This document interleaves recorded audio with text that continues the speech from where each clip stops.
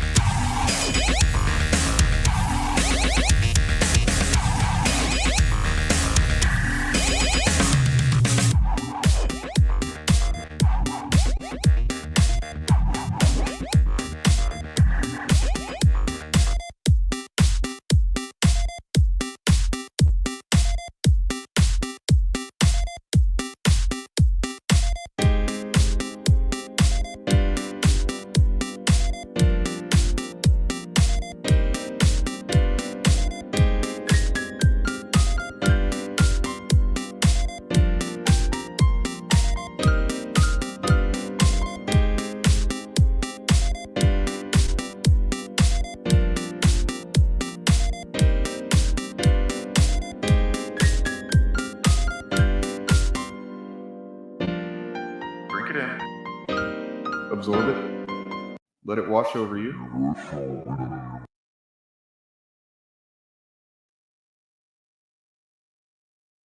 With a market size of $717 billion, accounting for 6.9% of the U.S.'s total GDP, it's difficult to convey just how massive the US media and entertainment industry is.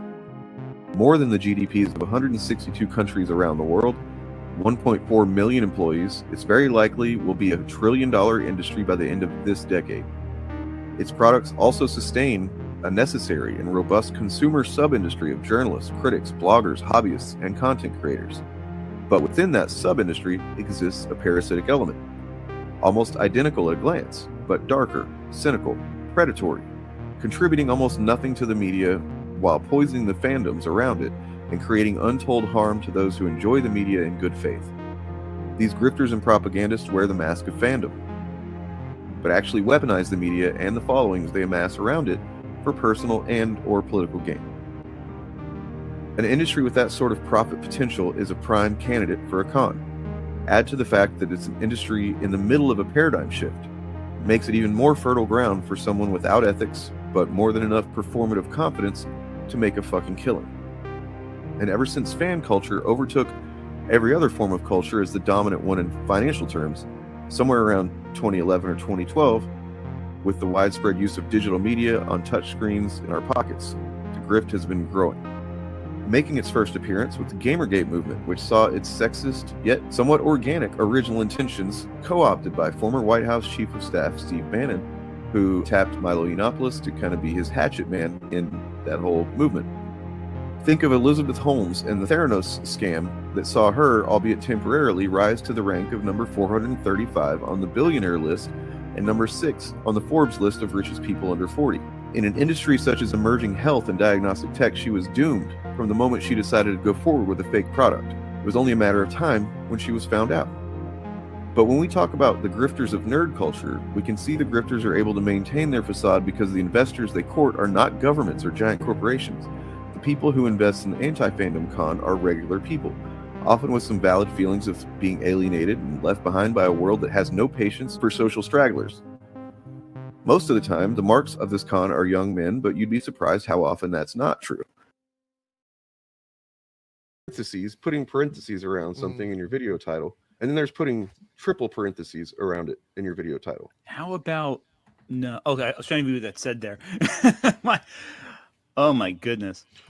They do that for I think that's done for SEO purposes to like emphasize something to make it like important, but it's not really going to help on a YouTube title. Like I've done a little studying of SEO before, and it's triple parentheses is a thing to do for that. It's a thing to do in AI. Essentially, that's true. That is true. Yeah, because I mean, to me, what I see is like, oh, they're JQ echo posting, right? Like. And especially whenever it's nerd erotic, I can't help but my mind goes there. You know what I mean? Like, oh, he's doing, just JQ shit. Because if you're not familiar, on the internet for several years now, a decade or so at least, triple parentheses or more is like what you do, or what Nazis do, rather, not what you do, hopefully, whenever they're trying to imply the Jews or Jewish question. That's a thing? Yeah, I had never heard of it till Dane brought up, and now I'm I feel crazy right now. I'm gonna have to look up and show you guys. Hold on a second. I believe it. I believe it's a thing. I just never heard of it. I've never heard that before. That's so it's apparently then it's a dog whistle, because if we didn't know about it, it's only like people in the know get it. 100%. Okay, it's on Wikipedia right here. Look, oh my god. Triple parentheses or triple brackets or an echo, often referred to in print as an echo, are an anti-Semitic symbol that is used to highlight of individuals thought to be Jews and the names of organizations thought to be owned by Jews. This originated in the alt-right affiliated neo-Nazi. This is another rabbit hole. This is going to be a rabbit hole. And considering the fact that it's a Disney product, B, Captain America 4, which had the whole controversy with Sombra before this, and 3, just the audience he attracts in general, that is horrible. That is multiple layers of screwed up. I had no idea. Yeah, well, I feel like what I was thinking was it kind of implies great replacement theory, because the whole great replacement is that the Jews are replacing. This is the fucking bullshit racist narrative, by the way. The Jews are replacing white people with black people, and whatever. And like then you've got a movie where they've replaced a white guy with a black guy. Right, Captain America is Steve Rogers in that parentheses. To me, says it's just. I mean, maybe it's a stretch, but it seems to be doing JQ via. Well, I don't know if that. I mean, the triple bracket seems like it's a weird mistake or thing for them to do that if it wasn't intentional. Like, Why would you do that? Gary is definitely tuned into the extreme right-wing ecosphere.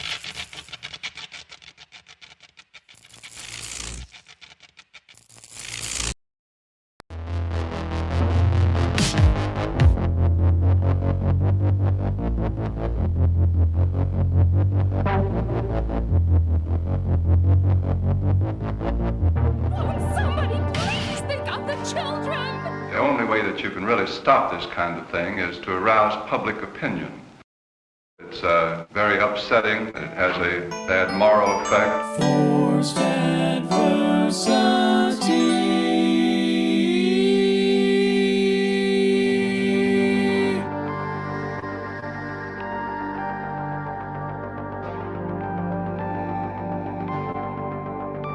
Ask yourself, what's more terrifying? Fear or the frightened? The facts of history and the aggressive impulses of an evil empire. Bad, B-A-D-D, bothered about Dungeons and Dragons. Up yours, woke moralists. Socialism has spread the shadow of human regimentation over most of the nations of the earth. And they're pushing identity politics with this. They 100% are. How do you think homosexuals reveal themselves? And the shadow is encroaching upon our own liberty. I think there ought to be a law against them. Tonight I'm going to show you why. Welcome to the FAP. Nancy used to do that for me. Handsy Nancy, I called her. We do got to bring back Fat News. Yeah.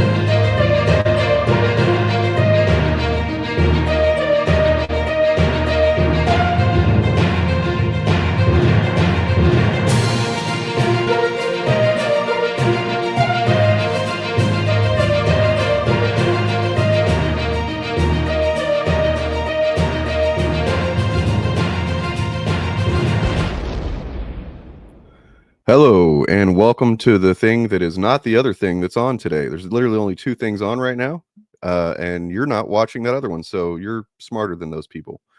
Welcome to the podcast that is in the precarious position of having spent a couple of years trying to tell you, hey, there's a lot of stuff that people freak out over. It's like not a big deal, you know, and it's typically coming from the opposite ideological, into the ideological spectrum, politically, socially, and stuff. But like usually they're just kind of blowing shit out of proportion. And now we're in a position where like fucking all hands on deck, dude. All hands on deck. In fact, we got no time to waste. Hey, gang is all here. Hey, rooting for the meteor. Okay, well, some say the end is near. Some will say we'll see Armageddon soon. I certainly hope we will. I sure could use a vacation from this bullshit 3-room. I'm hearing the date 2027. That's what I'm hearing. So I heard the meteor was 2032, but it's only a 3% chance, which is a big percent chance for space objects hitting a planet. Yeah. What happened to 2012? That was never that was just a thing white people made up because they can't read. I know, but I mean, in a way, I kind of wish it wasn't. Like at this point, I'm like, could we just maybe that could have been real? It would have been cool. I don't know. I mean, considering the timeline that we're on, 2012 might have been the inciting incident, and we just didn't realize it at the time. Sure, the end of the world wasn't following me showing that messy part of my bedroom. You fucking camera. When was the Large Hadron Collider launched? 2014. Not 2012. Was it 2012? I don't know, but that seems like the turning point. Things seem to started getting really weird with our timeline then. Oh, it was completed in 2008. The first collision was 2010. The discovery of the Higgs boson was 2012. There we go. But that was the discovery of it was after several years of testing. So like they had already discovered it before 2012. They just announced the discovery with, you know, the proper paperwork and stuff. Right, but the 2012 prediction used I think lunar calendars, not the solar calendar that we use. So it there's used some wiggle room. a version of the Mayan calendar that was just like that calendar, and like that was just like when they stopped counting because Right. Yeah, white people were just like, on the internet were just like, oh, because it stopped. It's like, no, man, they had to stop at some point because they didn't have like computers that can infinitely count, you know? Yeah. Well, and like, you know, when you go to the store, like you go to like a bookstore and buy a calendar, and you know how like at the end of the calendar does not mean the world ends. Yeah, it ends, and then that's just like time to get a new calendar. That was them. That was it, right? It was like, oh, okay, well, we have counted this far ahead. I'm sure we can wait a while. The Mayans simply did not design their next puppy 25-month calendar or whatever, you know, right? with Exactly. like puppies and stuff. That's it. I'm just saying, you know, I think the Large Hadron Collider produced an alternate timeline, and we are in it, the darkest timeline. Mark, yeah, of course, man. Like, this is Gallows humor. None of us want the world to end. None of us want people to be hurt. Even the people that we consider, you know, ideological, political enemies. I don't want them hurt unless they're Nazis. They deserve to be hurt. But you know, what else are we gonna do? You know, I mean, we can't sit around and freak out about how bad everything is. But we can talk about it, and in order to talk about it responsibly and without stressing the fuck out, maybe it's a good thing to kind of, you know, hang out on the gallows for a minute. Well, yeah. We you know, the thing is about people that, I don't remember what comedian it was that said this, that like, I forget who, but something about like people that have dark senses of humor and like joke about death and stuff typically are people that you know, have the most sensitivity to just human beings and love for human beings and love of life, because it's like something that they've had to process, you know, the darkness of reality even prior to this era that we're living in, you know, by using humor because it's effective, you know. Was it ContraPoints who said something like the way to endure hell is to learn how to laugh at the fact that you're on fire? Something like that. I'm sure she did. She said a couple of wise sage-like things here and there. Although she hasn't said anything in quite a while, huh? Wow. Huh. What more is anyway, yeah, there is a Thunderbolts game trailer. Maybe if we get done with some, you know, the brass tacks, we can get to that. Yeah. Once we're through the other side. Yeah. Oh God. I just noticed the Bo DeMaio video. Jesus Christ. Oh jeez. There's a Bo DeMaio video, a new one. I mean, 2 days ago. Oh, yours? You mean? No. By Bo DeMaio on Bo DeMaio's YouTube channel that he apparently has now. Shit. Oh man, totally. Fucking. I gotta find out when Richard Pace is streaming, dude, because we're streaming right over him right now. Wonder what time if he has a regular time. He's currently drawing. It's like Hellboy. Looks pretty dope. We'll check in on him real quick.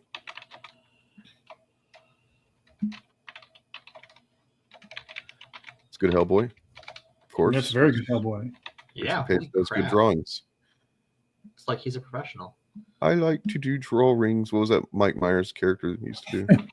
It's almost like he's a comics artist pro. Right. He needs to come back on and draws comics.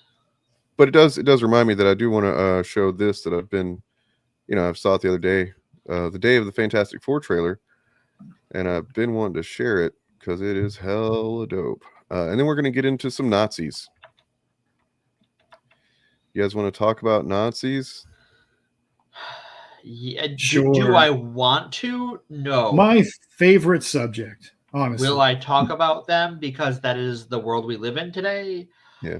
Yeah. So here's a paste that I saw of Ben Grimm as what's his name, Cliff from Once Upon a Time in Hollywood, which is pretty fucking great.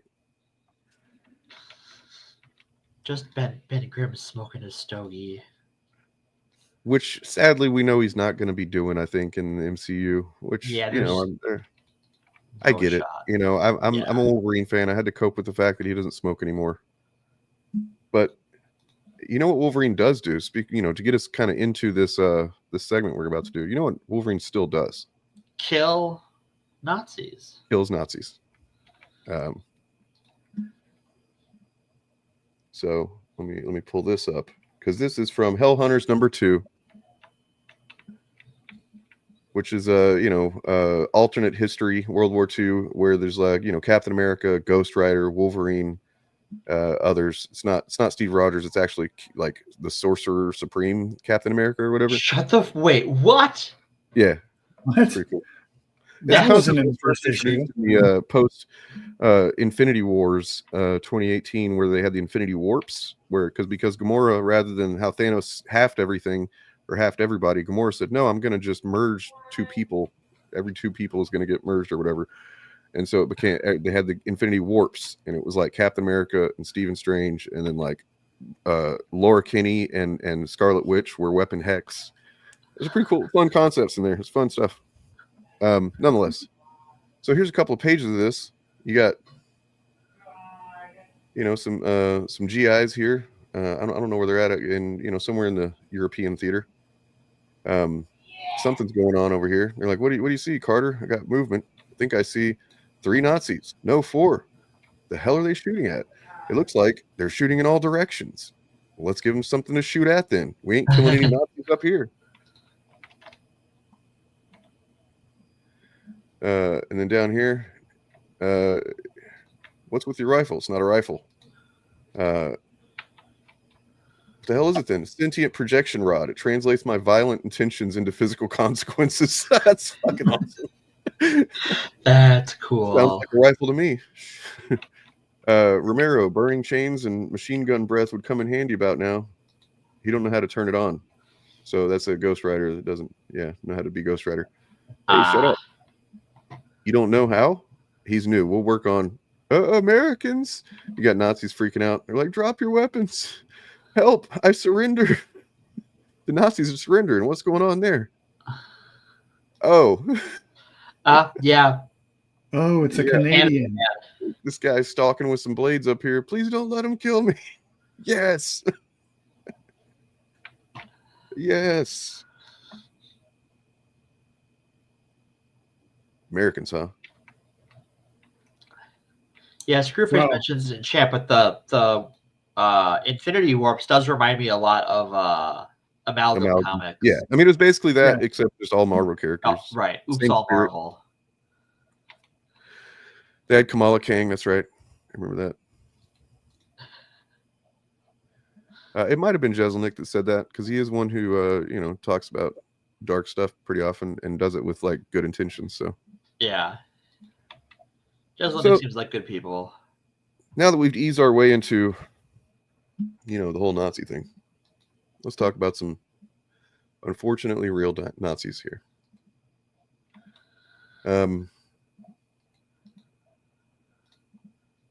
The good news is they've got a couple of as positive as can be Nazi stories. First of all, Springfield, Ohio sues neo-Nazi group that says it drove threats against Haitian immigrants. So Nazis getting sued, it's honestly, you got to hit them in every level that you can, really. So I mean, getting sued is maybe not as immediately satisfying as getting punched, but we'll take Suing it. them is punching them in their wallet. True.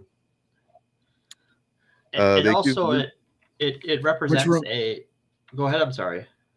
I was going to say, it reminds me that the Proud Boys lost a lawsuit to the black church they vandalized, and can no longer use the name Proud Boys. That now belongs to that church.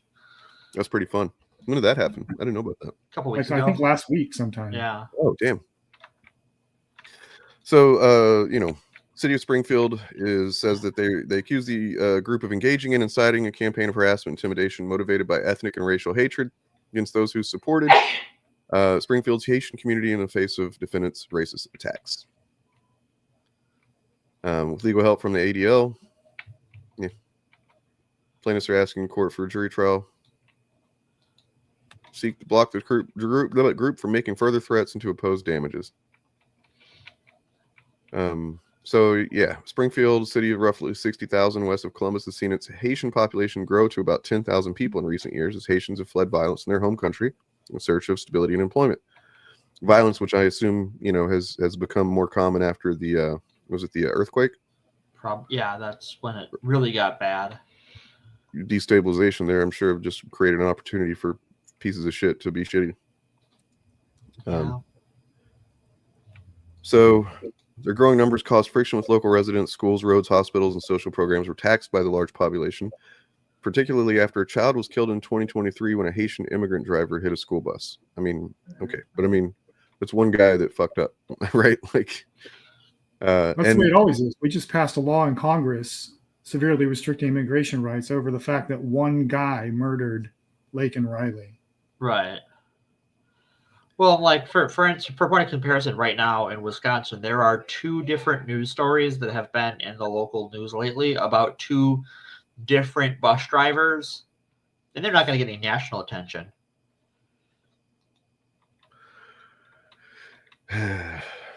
Blood Tribe is the name of this group, apparently. Yeah, I remember the dorkiest names. Yeah. Yeah. And the twerk, I remember the twerk that got up in front of the city council and entered into the record the claim that the Haitians were doing this, which is where Trump got it. Trump and Vance got it from the transcript of that city council meeting that was a member of the Blood Tribe entering that into. And the guy called himself Nathaniel Igers. Oh. Yeah. Just do the initials on that one. Yeah. Cool, man. Well, you know, it's a good thing that the whole 4chan mentality is just stuck to dumbass Nazis and they don't actually have any political or economic power, right? I have some bad news, Dane. We dodged a bullet on that one. Boy. Which timeline are you guys in? Can I go to that one? Let's check out what this Russian foreign minister says, who compares Trump's America First to Nazi propaganda. Based Russian foreign minister? I mean, he's not wrong, but he's also the Russian foreign minister. Yeah. Right. I mean, you know, it's this all with a grain of salt that indicates that everything they do is to destabilize the U.S. Yeah. And so, like, you know, meanwhile, he probably contributed to something that the conditions that led to where we are right now. And now he's going to call it out because that's the most destabilizing potential thing he can do. Yeah. So, you know, but it's just, thanks, you know, I don't know. What else? We got Lansing, Michigan. How community leaders have denounced hate groups following a Nazi demonstration outside of an anti-racism movie screening in a news release Friday. Wow, that was a weird statement. I just caught up to what it was saying. Sorry. I was like, the movie screening was in a news release? What? No. A group of men holding swastika flags and yelling slurs were seen outside a theater Thursday night. Get a new fucking thing, Nazis. Like, they will. Never mind. You're easy to identify. So, the film "Face of Hate" tells the story of an ex-white supremacist from Livingston County who changed his racist ideology. Hate has no home in hell, said the city in a news release published on its website. So yeah, White Lives Matter. Get more creative slogans too. I mean, so I gotta say, I want to say, I wish that white politicians would stop using phrases like "hate has no home in X community," because yes, it does. That's the fucking problem, bro. That's right. It does have a home there, and the problem is we need to make it so that it can't have a home there. But to pretend that it doesn't have a home there when it clearly does is just to absolve yourself of responsibility for the helping to create the conditions. It's like having a rat or a cockroach infestation in your house, and you're like, cockroaches have no home here, and it's like, no, they literally they're living there right now. Yeah. The thing is, you got to take some measures to get the fuck rid of them. Like this is hockey. This is sort of the like Hakeem Jeffries was interviewed today or gave a speech today, and his position on all of this is like, well, I don't know. The Republicans have the White House and both houses of Congress and the courts. So what are we going to do?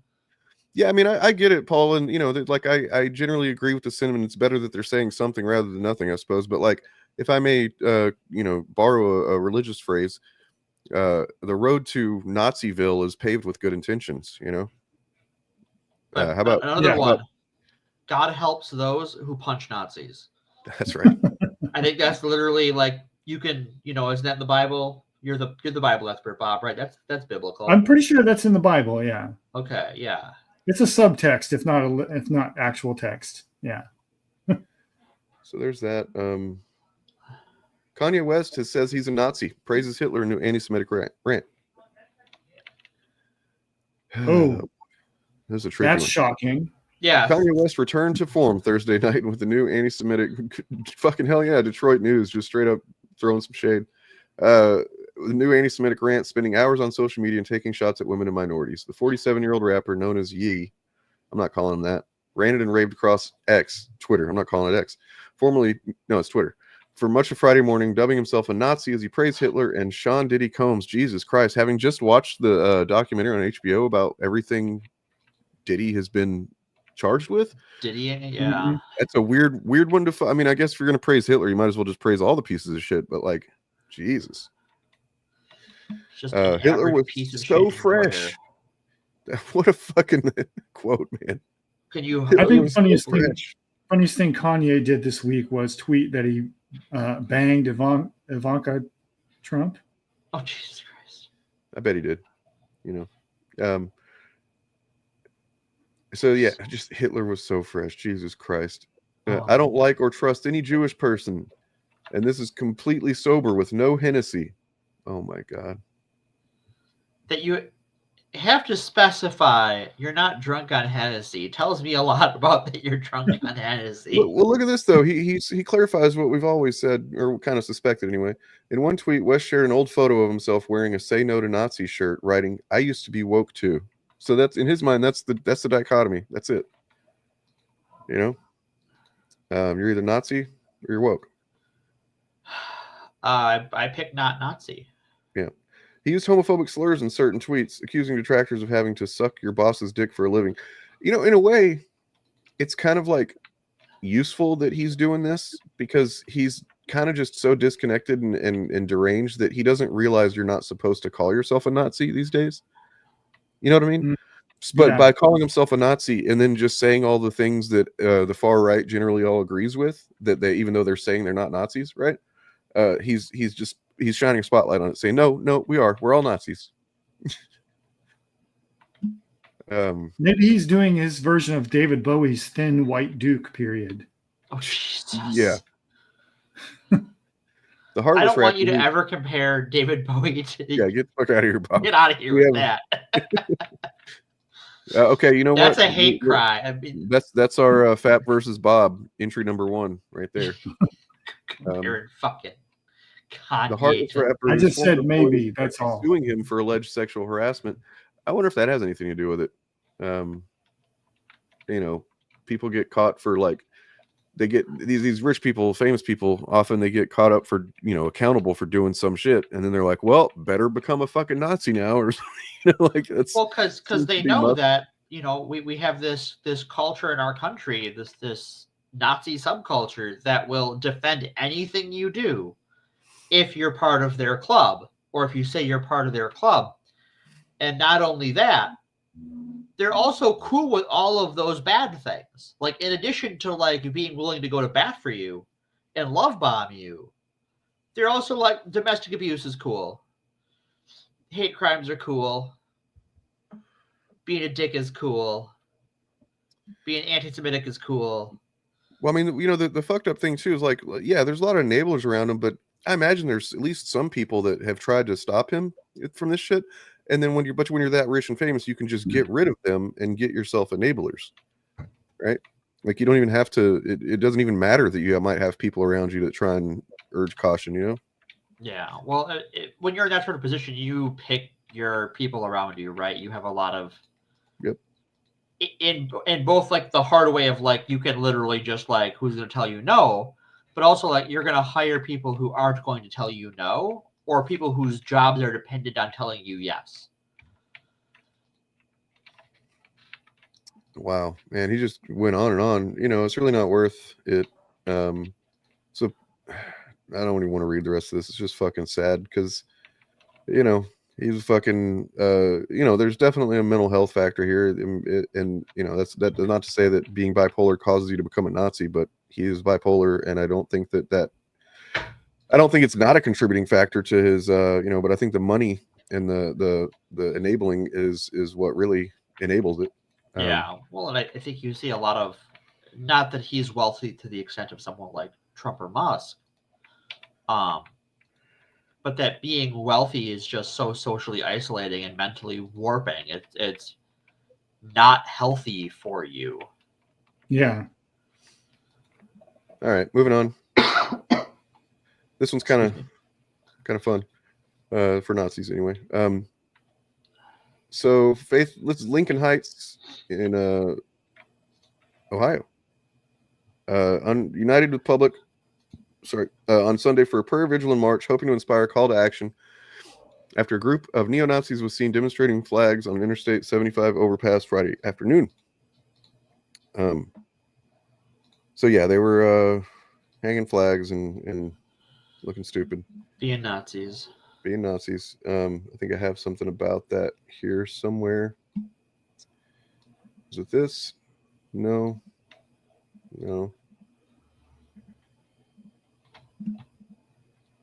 Man, I thought I had it anyway. Yeah.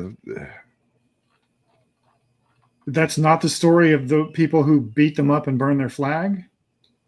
This is in oh yeah, this is it. Yeah, right. There it is. Yep. So yeah, here is this awesome video.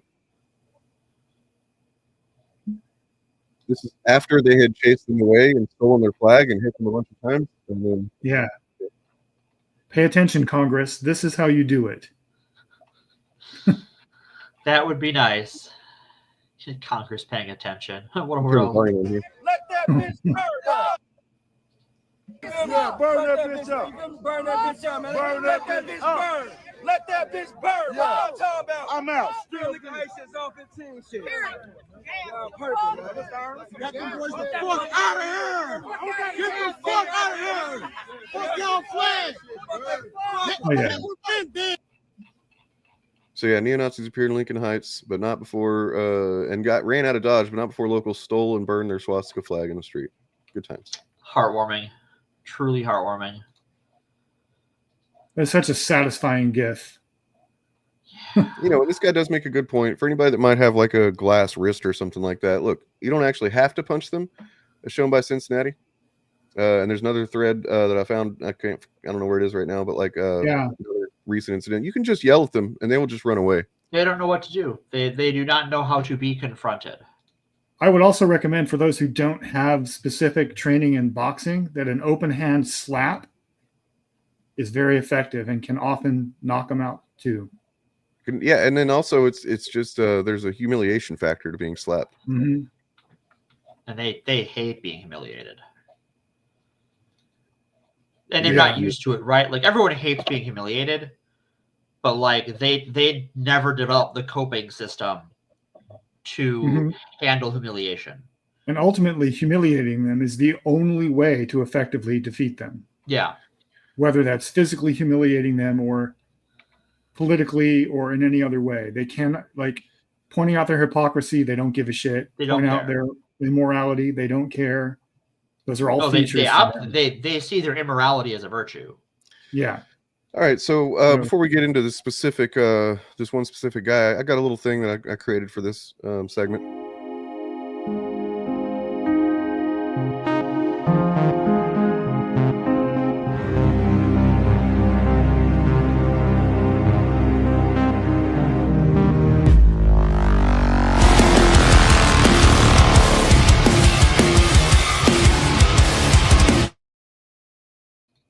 Okay. All right. Yeah. So Elon lies detected. Apparently in hiding. Good. Because he's getting death threats over DOGE. DOGE plans to cut $2 trillion. Says he is working day and night and sleeping on the couch. No, he's not. No, I mean, we're going to look at who's actually apparently trying to do some work. Thinks DOGE will work will take 4 months and is speaking to Trump incessantly. I bet he is. Him and his mommy spoke at the JP Morgan investment conference. So I mean, JP Morgan, man, if anybody's fucking banks with them, go ahead and just recognize that you're banking with fucking they're cool with Nazis. So well, one of the things DOGE wants to do, David Rubenstein. Damn, David, come on, man, you need to smell the fucking Nazi and get the fuck out of there. What were you saying, Bob? I was going to say one of the things DOGE wants to do is get rid of the FDIC, which means that your money in your bank becomes the bank's money. Yeah. And you no longer have money. So JP Morgan is just the first one to go. Though I imagine some banks are going to oppose that because they don't want to ever be on the hook for that. The FDIC exists because there were violence against people because the banks stole all the money. Yes, but the banks have forgotten about that. Well, they need to be reminded. That's what the Glass-Steagall Act was all about. We used to have a distinction in America between financial, I forget the specific terms, but there were banks that were used for investing, and then there were banks that were used for saving, and they were different. Right. And we passed a law a few years ago eliminating that distinction. So now your bank that you have your money in can use your money to do speculating, investing on the stock market. Which is gambling. And they don't have to pay you back. Right. I did not know that that Liquid Death had that flavor, but that's pretty cool. I might have to spend some money on Liquid Death once. Ooh. Sounds tasty. Unless they're owned by a billionaire, then it's really going to piss me off. Everything's owned by some asshole, right? I want everybody to note as well, with the $2 trillion they say they're going to cut, notice that they're not going anywhere near the Pentagon. No. Yeah, it's which weird. has never passed an audit. Well, what we're going to look at now is directly related to this, because this Mike Lee said one of many factors that makes Social Security a ripoff for most Americans compared to essentially any legitimate retirement investment. So he just learned that the Social Security database is not deduplicated, meaning you can have the same Social Security number many times over, which further enables massive fraud. And from what I understand, this is just a fucking very stupid understanding, like I'm not even understanding anything real. It's just like somebody probably said this to him and he took it and ran with it. Yep. Well, Social this Security is actually a pretty secure system. Yeah. But this is presaging that they are going to come after Social Security. They're gonna get rid of it. Yeah. This has been their target for 50 years. Smart. So he takes bits of information like this told to him by junior engineers and regurgitates it to appear smart. Musk did this with his Twitter stack, and Twitter's senior architects called him out publicly. He then fired them. Yep.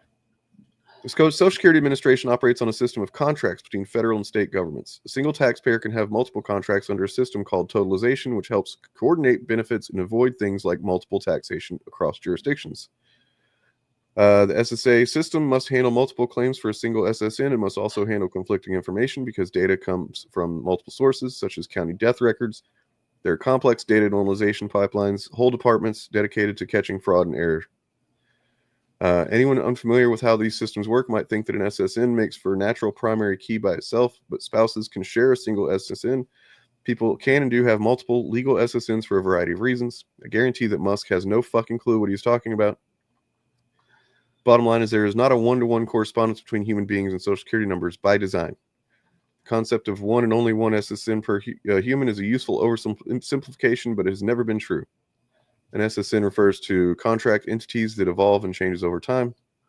Some 25-year-old Groyper spent a whole day trying to understand a complex system. A group of annoyed silver-haired architects sat at a whiteboard with him and tried to explain. Here is why we have been insisting for decades that the private sector should not use an SSN as a primary identifier. Then some 25-year-old likely neo-Nazi former Palantir intern who couldn't code his way out of a wet paper bag goes back to Musk and tells him, boss, the system is fucking crazy. They don't even deduplicate SSNs.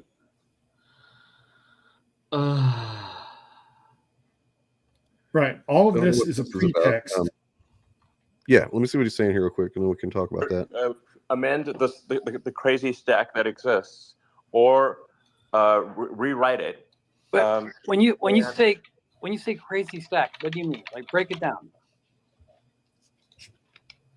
Have you seen George's like diagram? No. I mean, like, what do you mean by crazy? No, seriously. Come on, buddy. Come on. Who are you? What do you mean, who am I? I don't know. You gave me the fucking mic. I got no. I didn't give you the mic. Whoa! I'm doing the mic, and let's keep it civil in my space. I mean, yeah. Like what? No, man. You're in charge of the servers and the programming, whatever. Like, what is the stack? Elon? Keep things Come on, technical man. in my space, please. Take me from top to bottom. What does the stack look like right now? What's so crazy about it? What's so abnormal about this stack versus every other? Amend the Sounds like they're a well-oiled machine there. They got it all worked out. Yep. So I was going to say, it doesn't matter whether Elon understands what he's talking about or not. This is a pretext for the Republicans to dismantle Social Security and privatize it, which has been their openly stated goal for 50 years. And people keep thinking they don't mean what they say. Their goal is to make your grandparents poor and not able to pay their bills and to price gouge them. Funny. I'm in a code review with Elon Musk. I've got the CSS for neopets.com on 3 monitors. My browser's in dark mode, so it looks cool. This part, he asks, pointing to the code for giant omelet. Cache's tweets in the mainframe cyber hex. I say he nods, as I suspected. Yeah.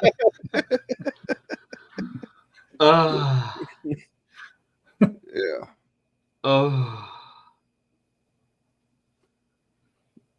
Jesus Christ. All right.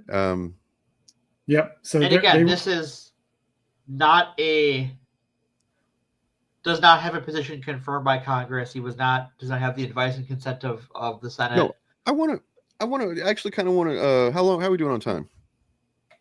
You got we're about 15 minutes in. Okay, cool. We got time for this for sure. Let me pull up in this video that I checked out earlier because it's pretty good.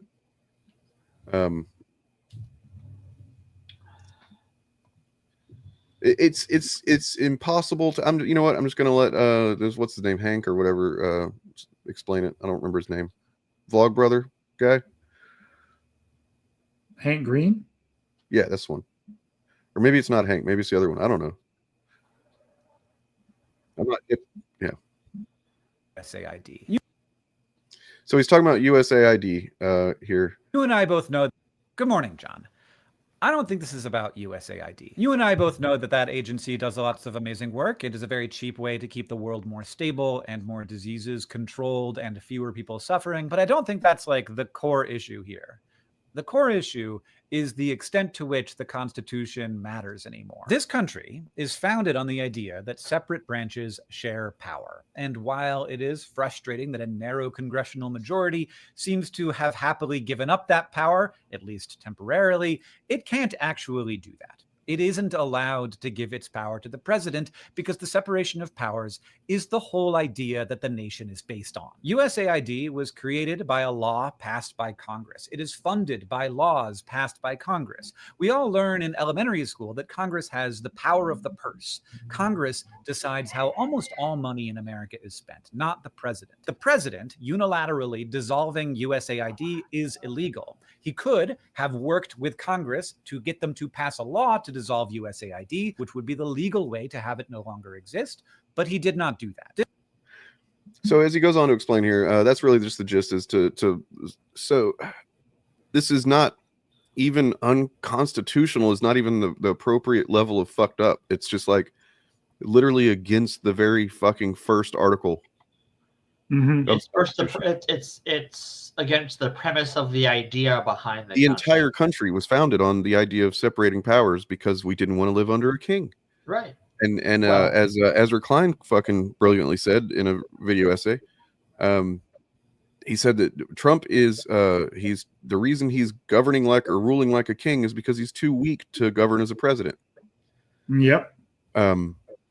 You know, and I would recommend watching that video if you get a chance. It's Ezra Klein. It's from like a couple days ago or something, and it's really good and explains that we need to, you know, the fire hose of information, the fucking, you know, it's on purpose.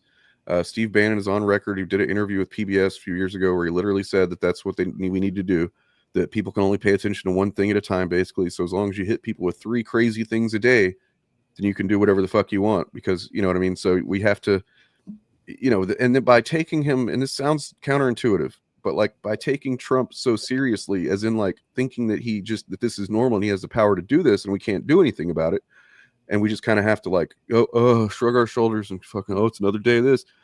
that actually gives him the power to do it when he doesn't actually have it. But so in a way, we play a role in this. We, the people, I mean, by, and we'll get into later, I'm sure, how we can, as individuals and as, groups, communities, play a part in rejecting it. But, I guess just the point is that don't assume that there's nothing that can be done. Don't assume that he already has the power, because that gives him the power, paradoxically. Here's the problem. Go ahead, Bob. The problem is, number one, Hank Green's right. Keep your eye on the ball. The issue is all of this is unconstitutional and illegal, and don't get bogged down in the details of which agency they are attacking and the good that agency does, though that is important. But the problem is, if the courts and the Congress all act like none of that matters, then there's almost nothing that can be done at the level of the federal system to stop them from doing it. This is all like they're already presaging defying the courts. Right. Musk They've already begun. out, They're not even presaging at this point. They've already begun to yeah, like the courts can issue all the rulings they want to say, no, this is illegal, you can't do this, and then they'll just go, okay, bro, let's see you enforce that ruling, and they'll keep doing it. Yeah, and the USAID thing is a test, because he could have gone for other shit first. If he's going to do something unconstitutional to this degree, against the Congress and just completely use the powers of Congress when he doesn't have those powers, he could have gone for something else that maybe would be more beneficial to him and his buddies, but he went for this because it's a test. They want to see how much they can get away with. Right. But I do want to point out the consequences of this, because U.S. farmers sold $2 billion of food to USAID. Not anymore. U.S. farmers provided 41% of food delivered by USAID. 340 million of purchases, shipments are now paused, over 680,000 tons. Food stranded in Houston, aid stopped in transit. The world's poor starving, food rotting, and U.S. farmers are screwed. Yeah. People, our system is this complex interlinked web of nonsense, and these Musk types, these tech bros think that, oh, you can just unplug it and rebuild it and do it better. And you can build it better, but you have to build it and not break it. And they don't care about not breaking it. They also don't care about rebuilding it. They just want to take the money. Right. Yeah. Because their puppet masters don't want them to rebuild it. Their puppet masters being, Musk. But I mean, and then a bunch of people that we don't even know their names or faces, because they're somehow smarter than Musk, or at least optically aware that they shouldn't put themselves out there. I think MySpace Tom is the grand wizard here. He fooled us all when he took his money and pretended to disappear. He's like, you know what? I'm shutting MySpace down, guys. And it's like, no. Take the money. This has been his space this whole time. Yeah. It's all MySpace. The me in MySpace is Tom. Yeah, it's all. We're all in Tom's space now. But all these people, they're all acting like governments are startups. Right. Right. And they're complaining about the inefficiency of these agencies. And they don't understand that what they consider to be inefficiency is by design, because what government services care about more is accuracy. Right. And sometimes you have to sacrifice efficiency for accuracy. Or, perfect example, because they harp on this all the time for years and years and years, is the post office, right? The post office is a constitutionally mandated organization. The U.S. Constitution mandates that we have a postal service. Yeah. But they want to shut it down all the time. They want to redo this, redo that. They want to make it profitable. They complain about that it's not profitable. That doesn't matter. The Constitution says you need a fucking post office. Yeah. These agencies do not exist to make a profit. Right. Which is what these guys mean when they say efficiency. When they say efficiency, what you should hear is, this agency is not making me any money. Exactly, which leads me to this, which is, this is all the same way that a magician will show you what he's doing with this hand, but really you should be looking at the other hand, because that's where the trick is happening, right? Exclusive from Reuters here. President Trump's nominee as Air Force Secretary, currently a top official at the top at the National Spy Satellite Agency arranged a multi-billion dollar contract solicitation in a way that favored Musk's SpaceX, according to 7 people familiar with the contract. This is what the other hand is doing, right? Yeah, it's just grabbing out of the federal coffers. That's part of the reason they want to fuck up the Treasury is that in the event they're forced out, there's no paper trail. I want to point out, though, that what you just read is normal Republican stuff. Yeah. Sure. Yeah, but I mean, but it's going to be done like on a way more frequently and on a massive scale. The problem with it is that it's being done alongside what Musk is being allowed to do, right? Which is staging a coup. That's what we're witnessing right now. Yeah. Yep. We're witnessing a coup by a illegal migrant. Yeah. Who stayed in this country fraudulently. And then I got one more Nazi thing here. I forgot to show. Sorry about that. Get my Nazi stuff out of order. There's so much Nazi news, guys. I was just like, oh, what do I do with all this Nazi news? Jailed, fired, and banned. Phoenix Open attendee in viral video hurls slurs Nazi symbolism. Man who was banned from the Phoenix Open after being caught on video calling for violence against Mexicans, displaying neo-Nazi symbols and using racial slurs, was arrested on suspicion of trespass. Oh, great. So this, some dude was 19. It just, at least for right now, there seems to be, not this is a direct consequence, but I mean, I'm sure being a Nazi is what led to him making the bad decision to trespass. Right. Because if you're already making that decision, you're going to make some other ones. Anyway. And then what else did I have here? Oh, yeah. There's some Mercante sauce. Mercante sauce. He's so mad we clocked his fake gamer tee. Oh, yeah. So, like, think of all the shit that he's doing right now, Musk. Like, all the shit that he's got his fucking greasy fingers in, his fat fucking billionaire fingers. And yet he still has to stop and go, oh, they fucking called me out for doing, hired people to play my games for me. And I got to fucking tweet about it. Yeah. How dare he? That's the thing with fascists. They're all so desperate to be cool. They're trying to, the one thing they can't force all of us to do, which is think they're cool, is what galvanizes so much of what they're doing. Everyone knows they're losers. Yeah. And they'll never stop being losers. The Elon cheats at Diablo signs at protests are really getting to him. I hope so. I fucking hope so.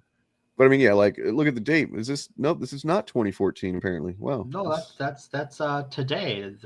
That's today in the year of our Dark Lord of the Sith, 2025. All right, now let's check this out. The elite lawyers working for Elon Musk's DOGE include former Supreme Court clerks. Cool. So I heard on another show a great way to pronounce that agency, DOGE. DOGE, yeah. Okay. Because it's just all very dodgy. If you guys are not subscribed to or the email letter or the letter, whatever, of ProPublica, I highly recommend it because there's almost never a story that I don't want to read that I'm not like, oh shit, because they do some excellent, like, this is what journalism should be. ProPublica, they're nonprofit, just investigative reporters that do some fucking excellent investigative reporting. They've broken a lot of the stuff about like the Supreme Court previously and the corruption of the Supreme Court. In fact, most of it, from what I remember. But yeah, here's former Supreme Court clerks. One clerk for Justice Roberts, one for Gorsuch. The third has been selected to be a Gorsuch clerk for the 2025-2026 term. Two of the lawyers' names have not been previously reported as working for DOGE. The names are Keenan Kmiec, James Burnham, Jacob Altic. They have DOGE email addresses at the Executive Office of the President, according to records. So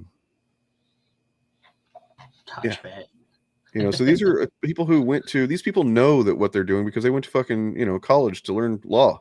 They know that what they're doing is fucking breaking the law. Yep. And so breaking one thing, the Constitution.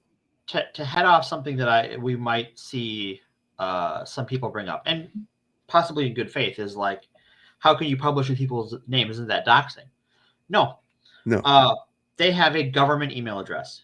if you are an employee of the United States government, that is a public record.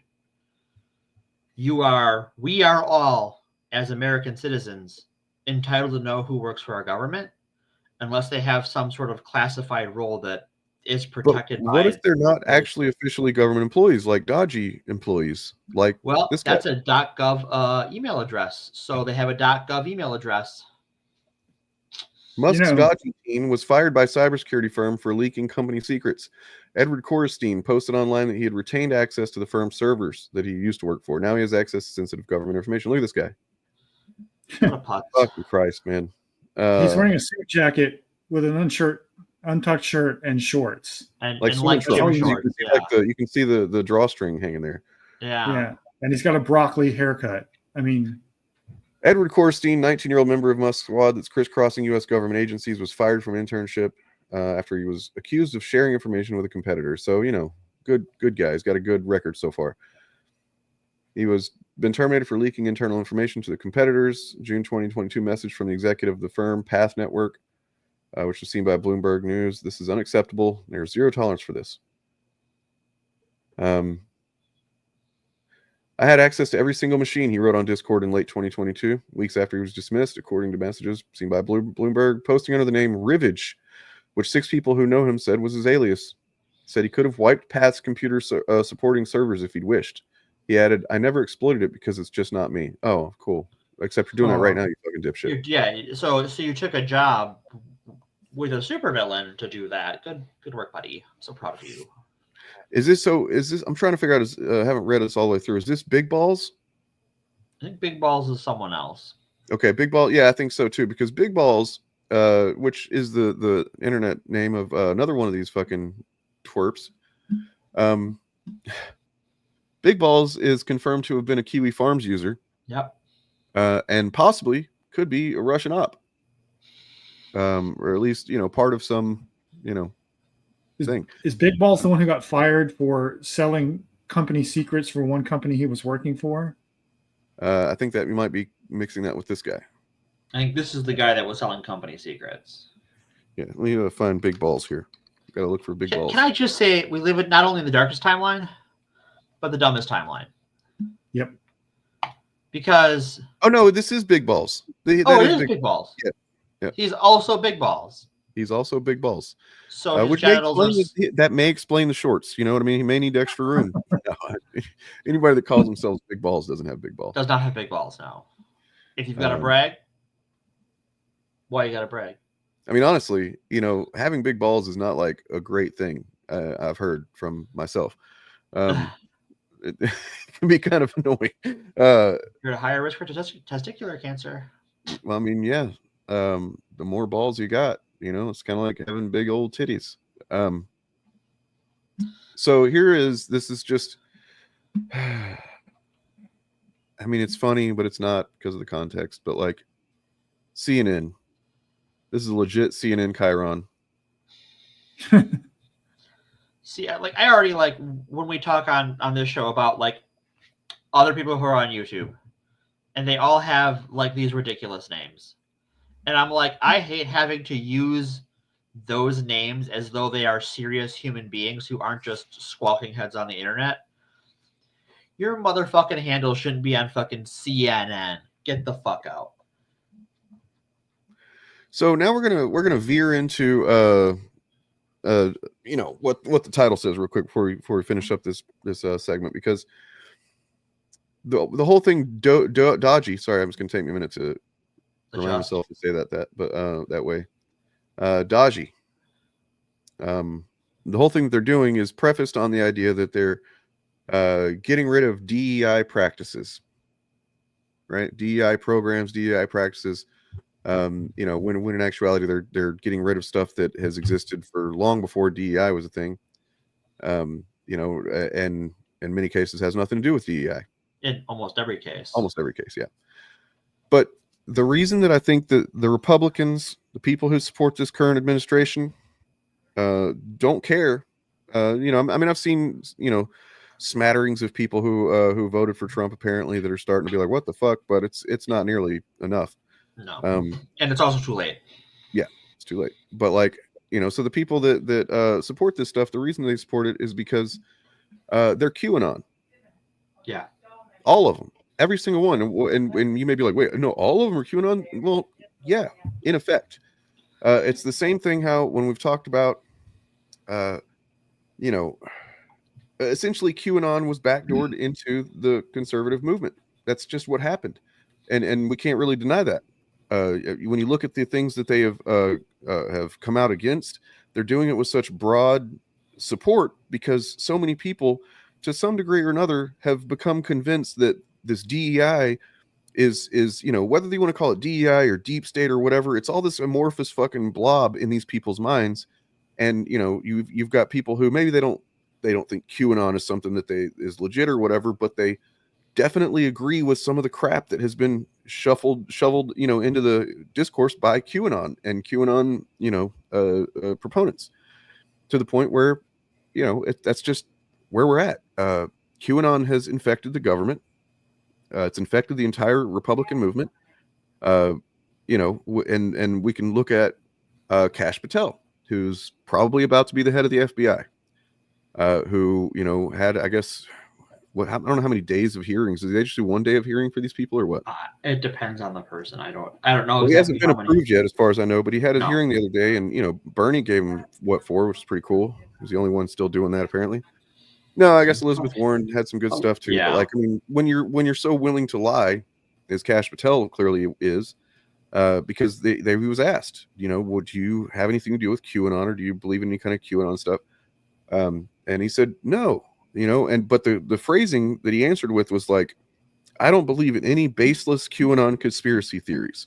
Right. He's got the weasel words. Legally doesn't mean shit, except that, you know, there are people in QAnon that believe JFK Jr. is still alive and he's going to come back and save them all. And then there are people in QAnon who think they're crazy for thinking that, you know? So like when you've got that kind of, you know, mishmash of fucking garbage ideas and crazy fucking beliefs, yeah, they're going to have some that are, you know, think that other parts of it are baseless, and you know what I mean. And then you had what was the name of there's literally a white supremacist podcast that Kash Patel has been on several times. And whenever they asked him about it, he was like, I don't know who that is.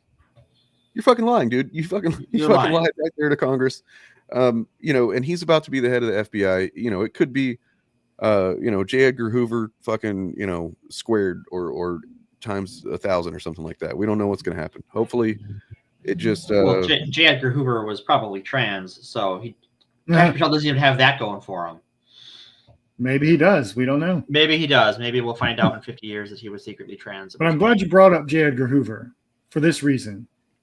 Only to point out that as a country, we have been through this before, and we got past it. A lot of people got hurt. A lot of people were killed along the way, but we got past it. Yeah. Within a single human lifetime. So if we did it once, we can do it again. Yeah. Oh. Live from Innsmouth, Massachusetts. What is happening here? He's a deep one hybrid.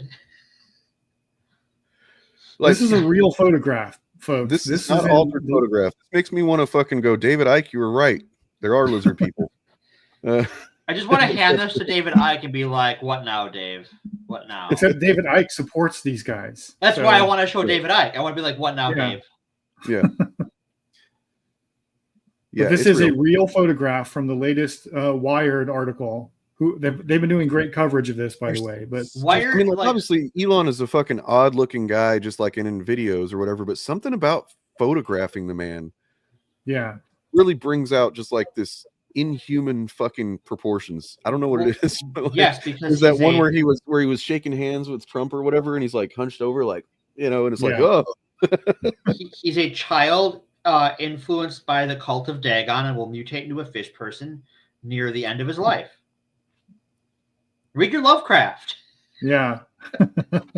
You know, so I mean, if you know, we haven't covered QAnon to any you know, the problem with covering QAnon is it's oops all QAnon, and sort of circle back around to that, like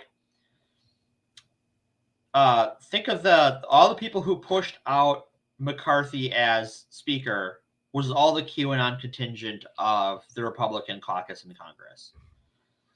They got their guy in. Mike Johnson's their guy. QAnon controls the Congress. Yeah. And But I mean, Congress doesn't even. Congress basically just said, "Here you go, Trump. Yeah, you do it." You can have fun. Which is, brings us back around to the beginning of the segment. But like, yeah, if you're not familiar with it, it kind of doesn't. I mean, I guess one fortunate thing in a way is that QAnon might start to dissipate in the craziness coming out because they've won. They've got power. Well, and I think that when we're talking about what's going on right now, an important thing to do is to make sure we're focused on. It's not that Musk did this. It's not that Trump did this. It is that Republicans are doing this.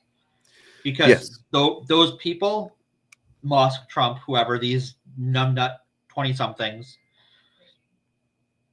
that he's paying peanuts to ruin our government, they're all replaceable. They're all expendable. We need to make the Republican Party expendable and liable. And the way we do that is go, these are Republicans doing this. Why is all your grocery bills up? That's Republicans. They're the ones who have screwed over our farming industry. Why is your Social Security going away? Republicans. The reason it's important to understand that they are QAnon is because you need to understand that we can't reason with these people. If you are still under some kind of impression that like, we have to meet in the middle or something like that, or we have to find common ground, you can't. It can't be done. Yep. Look at everything they're doing. Look at everything they have done. Look at the ways they lied to get to where they are. The bullshit they peddled. It's impossible. This is not. We're not in a normal time of governance whatsoever. We've left that fucking station quite some time ago. It started to get that way under Obama. Whenever they first, it really started with the whole. Well, we're going to just block anything the guy tries to do for 8 years. Which is what the Democrats should be doing right now. Right.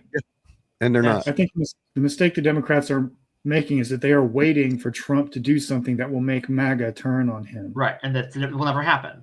And that will never happen. No. Ever. Right. No. It will always be someone else's fault, never Trump's fault.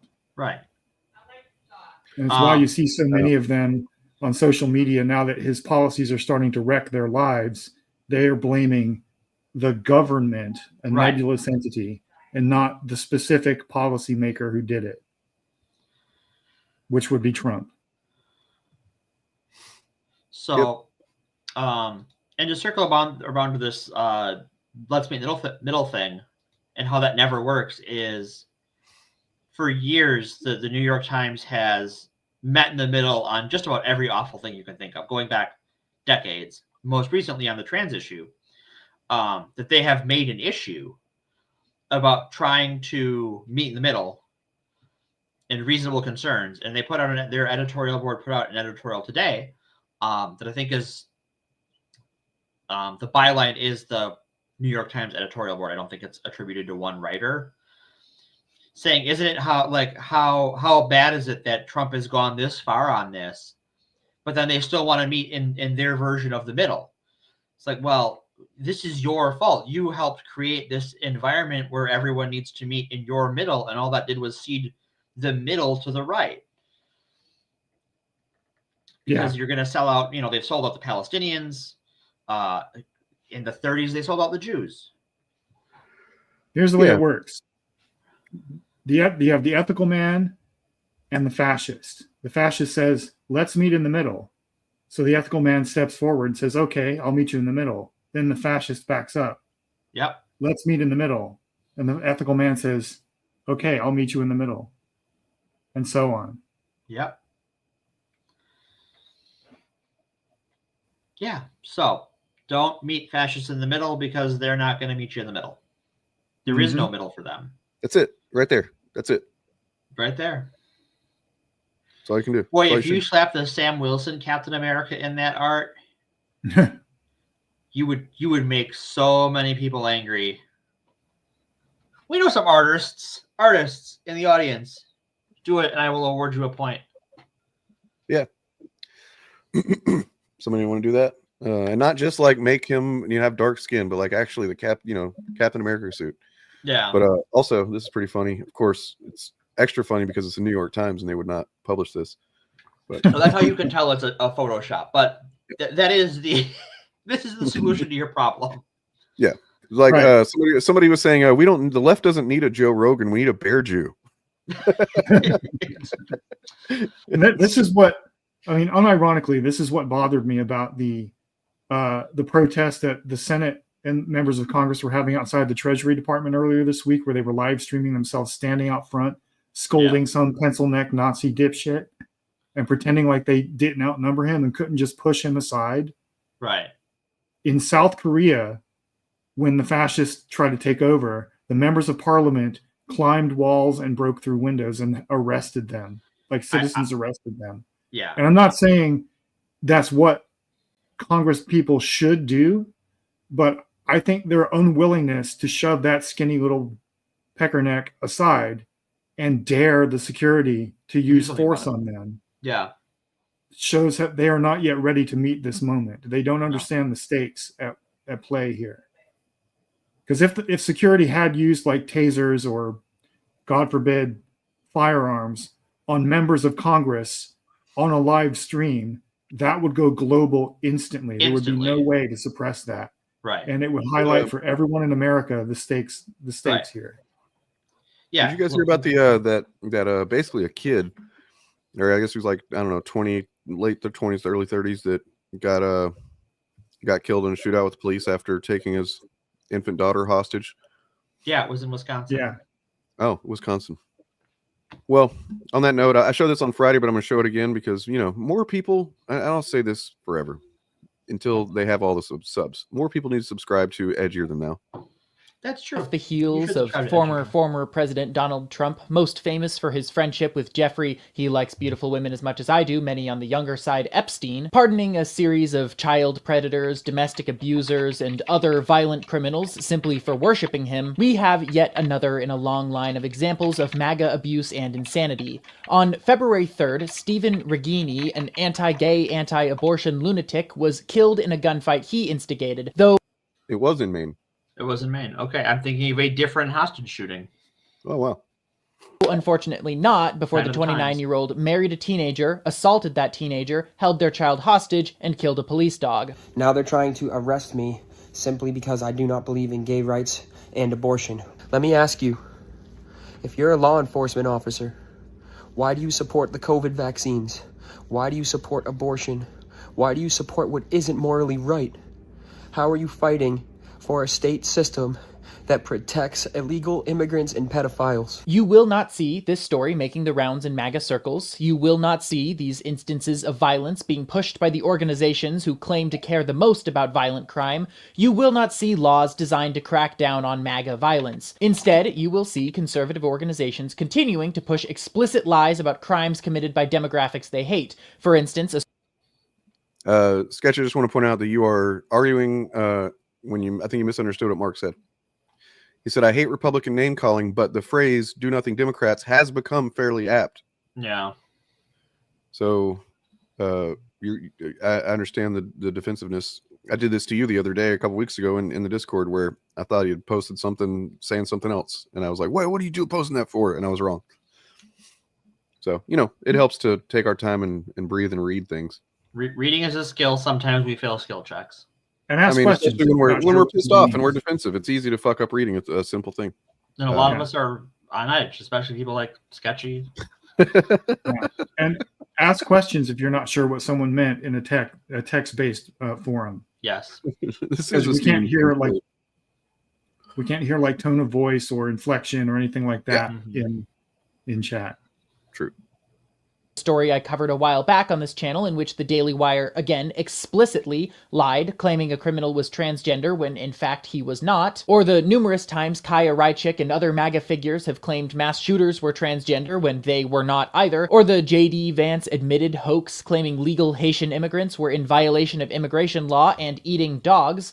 They will lie in order to convince you there is an epidemic of violence committed by the people they want to enact violence upon. We, where we refers to anyone whose brain cells and moral compasses are still functional after the re-election of America's most famous oligarch/pedophile, don't have to lie. We know that 4 out of the 5 most violent states in this union went for Trump, meanwhile 4 out of the 5 least violent states went for Harris. MAGA violence is likely to be ignored and underreported by the media, who are largely kowtowing to this criminal fascist's agenda. The current administration and the rabid movement backing it do not believe in data or statistics of any kind. They only speak in anecdotes, even when those anecdotes are falsified by their self-proclaimed alternative media. So do not allow them to forget these anecdotes. Continue to remind them that their president pardons pedophiles, that the El Paso shooter wanted to rid this country of immigrants, that the Dallas mall shooter wore the right-wing death squad insignia, that West Virginia Republicans voted to uphold child marriage, and that yet another anti-gay whack job has turned out to be a violent groomer. This is not the world that I want to live in, where the current dominant party is helmed by violent, child-abusing psychopaths, but this is reality, and your homophobic uncle or your buddy who voted over the price of eggs without bothering to open an economics textbook should not be allowed to forget it. Thank you for watching. Please consider subscribing to this channel and or liking the video. I will see you in the next one with a slightly lighter topic, hopefully.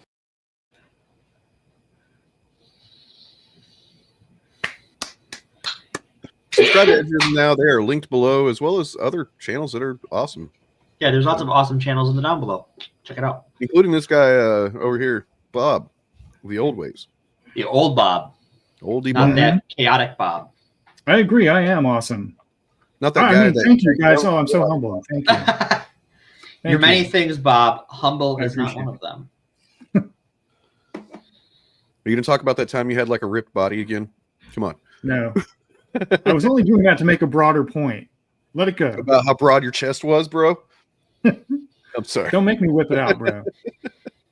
I don't have to brag about having big balls. That's all I'm saying. That's true. That's true. All right. So I think, I think I got through everything I wanted to there. Excellent.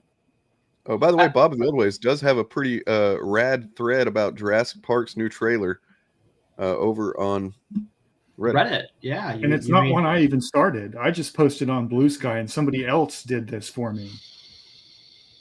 So go check that out and have that conversation. It's actually a good conversation happening there. I was surprised. Yeah. I'm going to be releasing a video on this very same subject matter probably tomorrow. Nice. Cool. So yes, I think that's all the news from the Reich we have today. There will be more, because there's always more, because it's a fire hose. But to lighten the mood,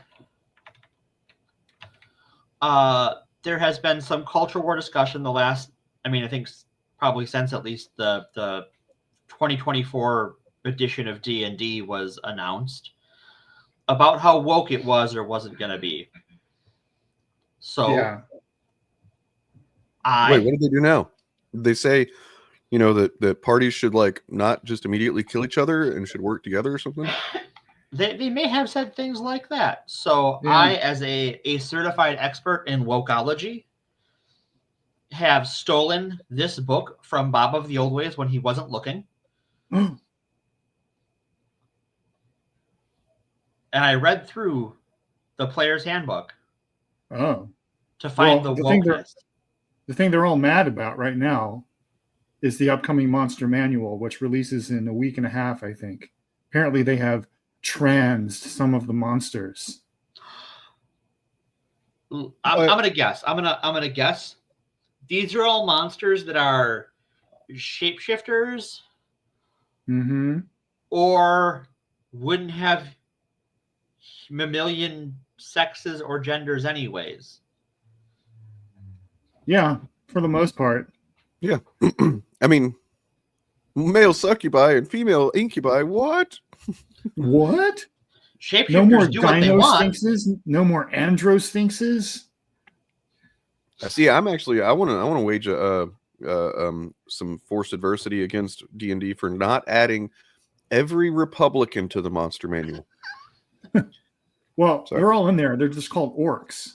Oh, damn! Burn them down. No, gremlins. They're gremlins. I mean, I don't think I'm too out of pocket to point out that orcs, as they're depicted in D&D, draw heavily inspiration from Tolkien, who intended them as symbols of fascism. So that is true. That's fair. But anyway, continue. Wokologist Morgan. Well, yeah, Dr. Wokenstein here. Here, we'll change my little my down below to say that. Oh, I can't change my down below right now. That's fine. Oh, there we can. Whatever. All right, so Bob, if you could do me a favor, could you use the interwebs and pull up the book on that site I stole from you? Okay, let's see here. Give me a second. Are you referring to the player's handbook? I am. All right. That is the book I stole from you. Is this true that real fans are mad about orcs not being in the monster manual? I was about to answer that in chat. Yes, that is true, but they are and they aren't, because real fans. Yeah, I mean we don't acknowledge the phrase "real fans" around here. By the way, right? They are and they aren't. None of the humanoids that you can play as characters, like elf, halfling, gnome, etc., are in the monster manual as monsters. Instead, there are NPC stat blocks, like for merchant or noble or outlaw or something like that, and you can just add the humanoid game traits from the player's handbook to those stat blocks in the monster manual. So you can create an orc noble or an elf bandit or something like that. That's all. Anyway, you want me to screen share this? Yeah, let's pull it up. So I should also give my D&D bona fides. I hate D&D. Well, fuck you then. I'm not sharing this book. What You didn't share it. I stole it. I tricked you. You hate D&D? I hate D&D. You hate it the same way Star Wars fans hate Star Wars. I do. Yeah. All Star Wars fans hate Star Wars. That's just ask a Star Wars fan. They'll tell the first thing they'll tell you is how much they hate Star Wars. It's how you know they're a real fan.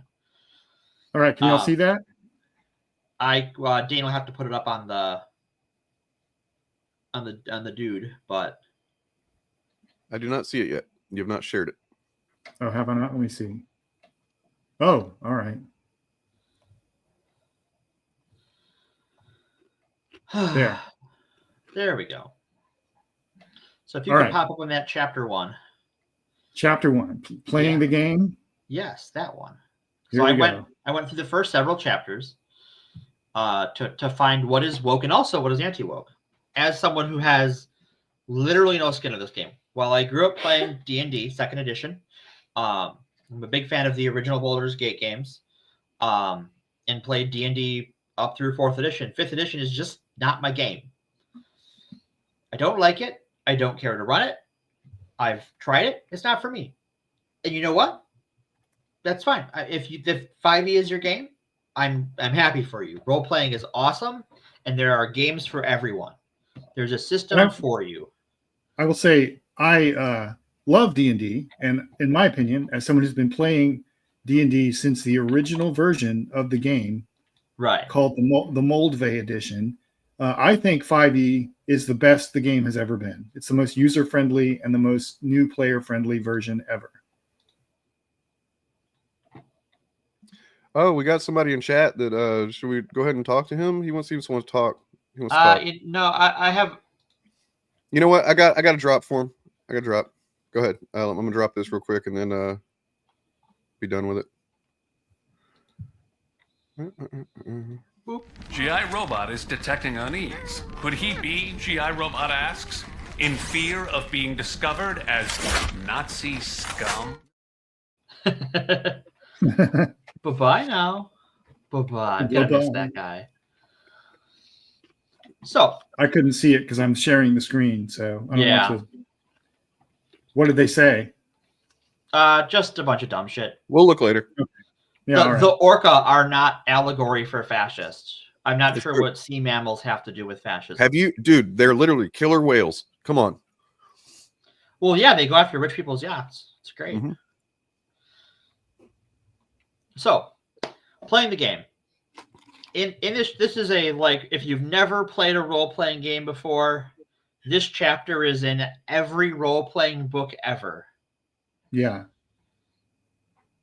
And they're all, from Star Wars to D&D to GURPS to whatever it is, this chapter is basically the same in every game. It is about what a player character is, what an NPC is, and what a GM is. And then eventually you'll go into the basic, simplistic parts of the mechanics, what an ability score is, what the skill system, how that works, but very rudimentary stuff. Yeah. So what are we looking at for wokeness in this chapter? So if you want to go to the rhythm of play. Okay.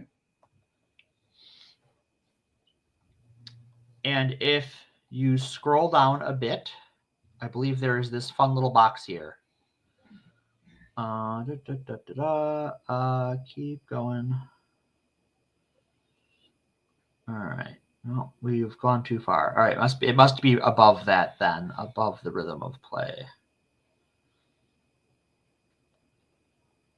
Or I've just completely misplaced it in my notes where it is. What is the subject you're looking for? Maybe I can help you. It is about interacting with players at the table when you're uncomfortable. It might be under social interaction. I thought it was towards the top. Let's see. I know which part you're talking about. Yes. It may be in the introduction. Oh, it might be. That would make sense. Talking about establishing a safe space in session 0. Yeah. Yeah. That might actually be in the DM's guide, not the player's handbook. I thought there was. Anyways. Yeah. Anyway. Because I had read that when I wrote this. So. Okay. It took me a little while to get into your computer and steal that book from you. Whoops. Go away. All right. Let's continue. I'll look for the section. Sure. I think everyone understands what you're talking about. So there are the wokeness of the book is that one of the sort of social contracts of the game is that not to be dicks to other players. Yeah. Even if it makes sense for your character might be that kind of dick, to maybe just not do that. And if you're a player and something is making you uncomfortable, to do something, raise a hand, speak up, to be like, hey, can we maybe pause on this? And this is woke, according to the anti-woke people. But I have news for the anti-woke people. That's like in every role-playing game I've ever read. Yeah. Like, and if it's not explicitly called out, it's house rule number 1. And this was just like, and it's common sense stuff, right? If your character, to go with the worst stereotype in D&D, you're playing a bard, your character's going to go get laid. The rest of the party is like, cool, I'll fade to black, no one cares. Because no one cares about your ERP. If you and the GM want to do that on your free time, that's a perfectly viable free time thing for you to do, but no one at the table has to experience that if they don't want to. Yeah, and the section, which for some reason I can't find, I don't know why it's not here. Maybe they edited it out because they heard I was coming. Yes, perhaps the conspiracy is getting deeper. But one of the things it recommends is having hand gestures, right? Mm-hmm. Agreed upon hand gestures like creating an X over your chest or something like that. One thing I do as a DM in session 0 is I hand out like a brief questionnaire that can be anonymous, where people can write down things that, like, what are their red lines that they absolutely do not want to see. Right. Like it could be like eyeball stuff or essay or romance or whatever. And then there's things that they're fine with as long as it fades to black, which I call off stage. Personally, I really enjoy doing eyeball stuff. That's just me. I wanted to respond to Paul here and say that, yeah, man, we're talking about generally the same people that like a couple of weeks ago were saying empathy is a sin. So right. This is that same crowd. Also woke is that in the skills section, you can just like describe what you're doing. If you're doing a social interaction, you don't even have to act it out and talk in a funny accent. You can just roll your fucking dice. Yeah. This really upsets some people, especially in like the OSR community, which is the old school Renaissance games. They are retro clones of AD&D, but with 5e add-ons, quality of life stuff. Really the worst of both worlds, in my opinion. And the OSR crowd hates 5e in part because there are things like social skills, and there's the cultural expectation that maybe you don't stab your buddies in the back. If you want to stab your buddies in the back, I can recommend you role-playing games. Paranoia, Hackmaster, Call of Cthulhu, Spycraft. Yeah. We got Jennifer Solar Pubes here. Solar. Hey, Jennifer. Hey. Sorry. Solar Pubes. So that is chapter 1. This is just the basics. Now we're going to get into chapter 2, which I believe is your ancestries and backgrounds. Ooh, I think that's Or I'm sorry, species and backgrounds. Ancestry is something they're called in better games. Right. Create your character. Yes. So we got choose a class, determine origin. Yes. Here we go. Backgrounds. I did chapter. So the character classes, even though that's the first thing you do, is choose a class. The actual characters are broken down in another chapter. So we're going to come back to classes, and we're going to go to your origin. Okay. And there's some woke stuff here. There's some woke stuff here.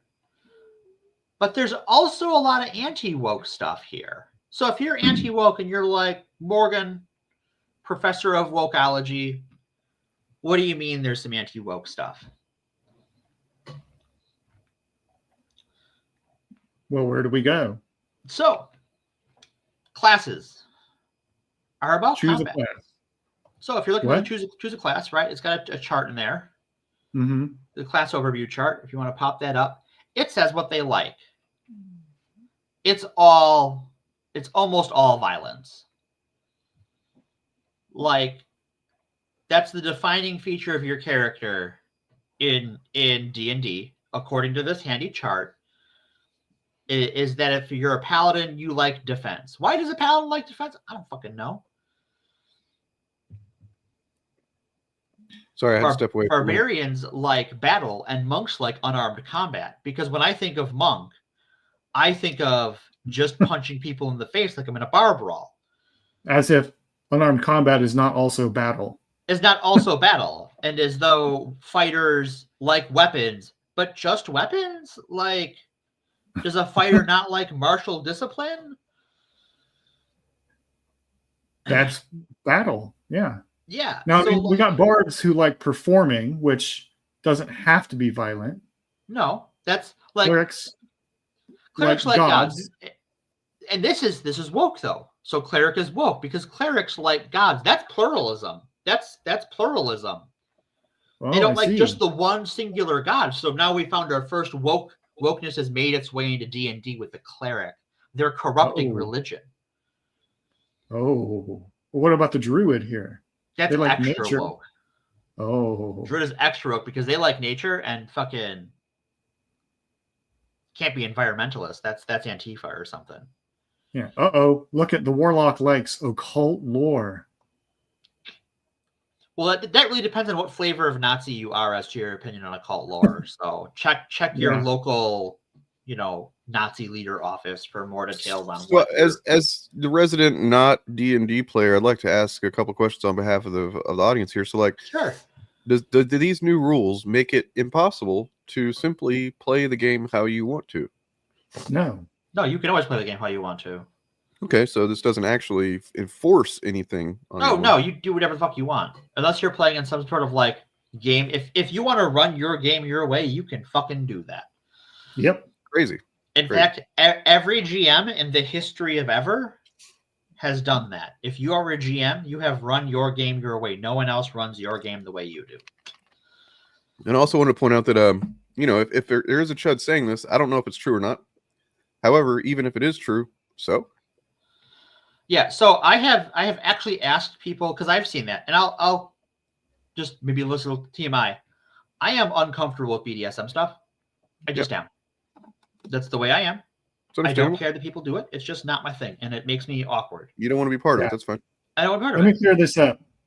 When they say that we're incorporating BDSM stuff into the game, what he's talking about is having discussions and setting up boundaries and rules about consent.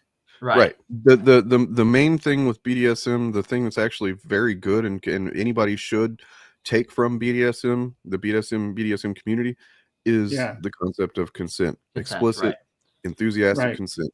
So this is what I like.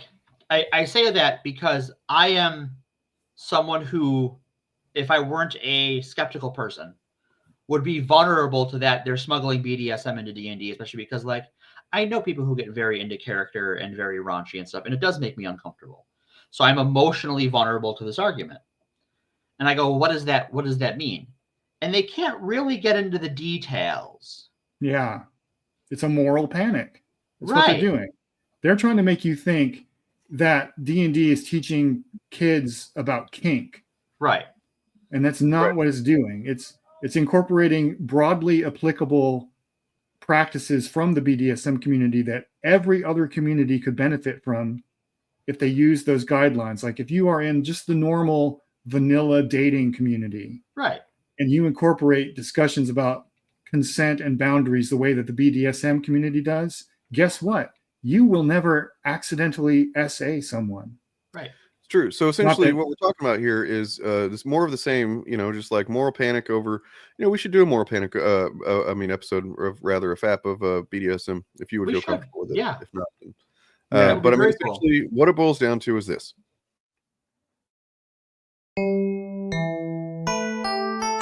Forced adversity.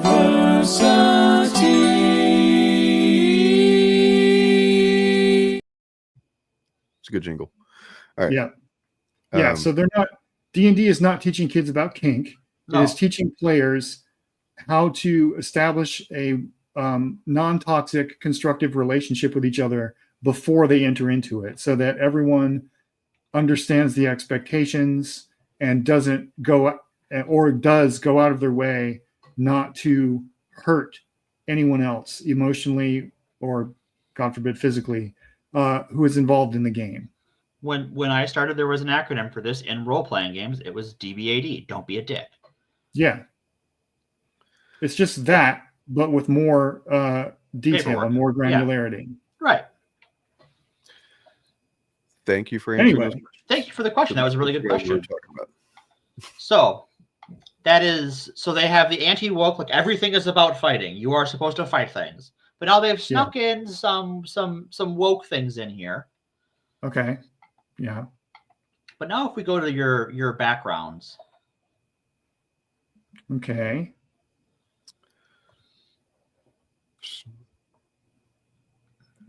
Okay. This and I apologize for not getting consent to call you solar pubes. Okay, so this doesn't. Oh, so chapter 4 has the backgrounds. Okay. Yeah, this is just the procedure from building your character. Does the choose languages list language? Because I have something there about language. Okay. Do you want to see the actual chapter? No, if in that choose a background towards the bottom, it says choose a language, choose languages. Boom. Boom. Scroll down a little bit. Somewhere in, so 2 things in here. One, that, yep, there's the first 2. They're perfect. So 1, common, is the language of humans, apparently, and it comes from space. That humans have one language is a little anti-woke to me, that like all real humans speak the human language that was granted from space by the Lady of Pain, apparently. I don't know. However, the wokeness comes in sign language, because sign language is woke. Never mind that when I was a teenager playing Hackmaster, we would all spend the build points to take sign language, because occasionally it's really handy to be able to communicate without verbalizing. Yeah. That's just and like, there have been, in the real world, in real history, there have been human societies where the common trade language between communities who did not have a shared spoken language was a sign language. Yes. The most famous one, or because it's the most recent one documented, was the Plains Indian. Mm-hmm. That's what it was called, the Plains Indian Sign Language, and used by Native Americans across North America. Right. It was developed by the Plains tribes, but it spread through the entire continent. It was a common language that was a sign language, and it could be one-handed or two-handed. Right.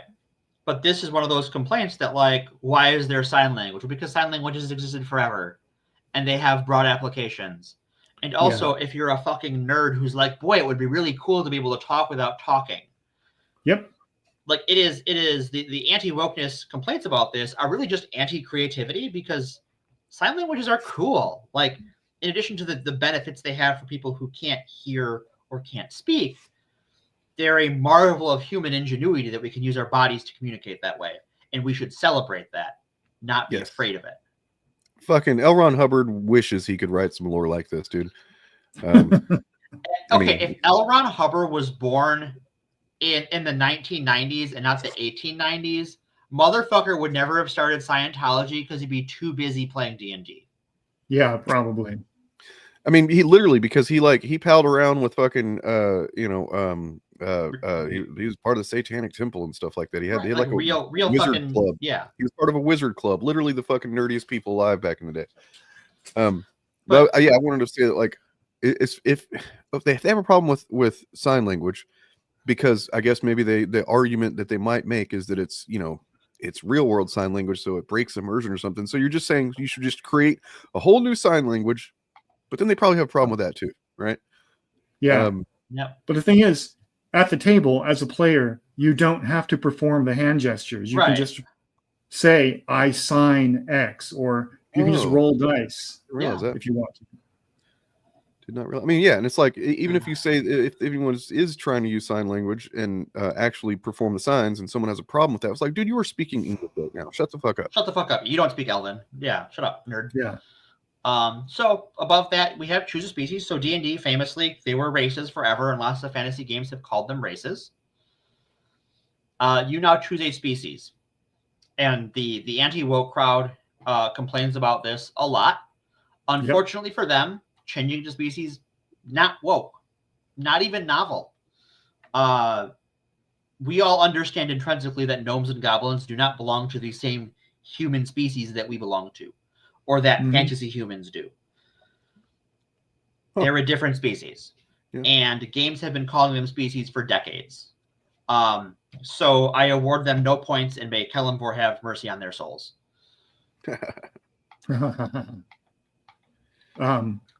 Is there anything woke within, like, as a subcategory within species, though? Any changes? Do we want to go down to talk species? Well, I mean, yeah, because I mean, I do have these comments from that person that I kicked out because he was clearly a fucking dipshit. But I if you guys want to address those 4 comments he made, we can do that too in this bit. Okay, I can't see them, so somebody read them out loud. I can pull them up for you. Sure, you can't see them at all. Gotcha. We can address the peanut gallery. So, and I know Bob's gonna have some stuff to say about this. So yeah, then I can drink some coffee while Bob rants at this guy. Tolkien hated symbolism and allegory was the first thing he said. Is that true, Bob? No, it's not true. And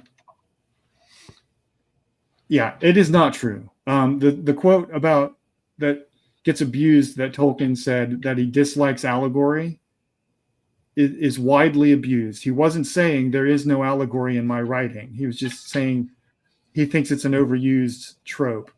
All fiction writing contains allegories. It is inescapable.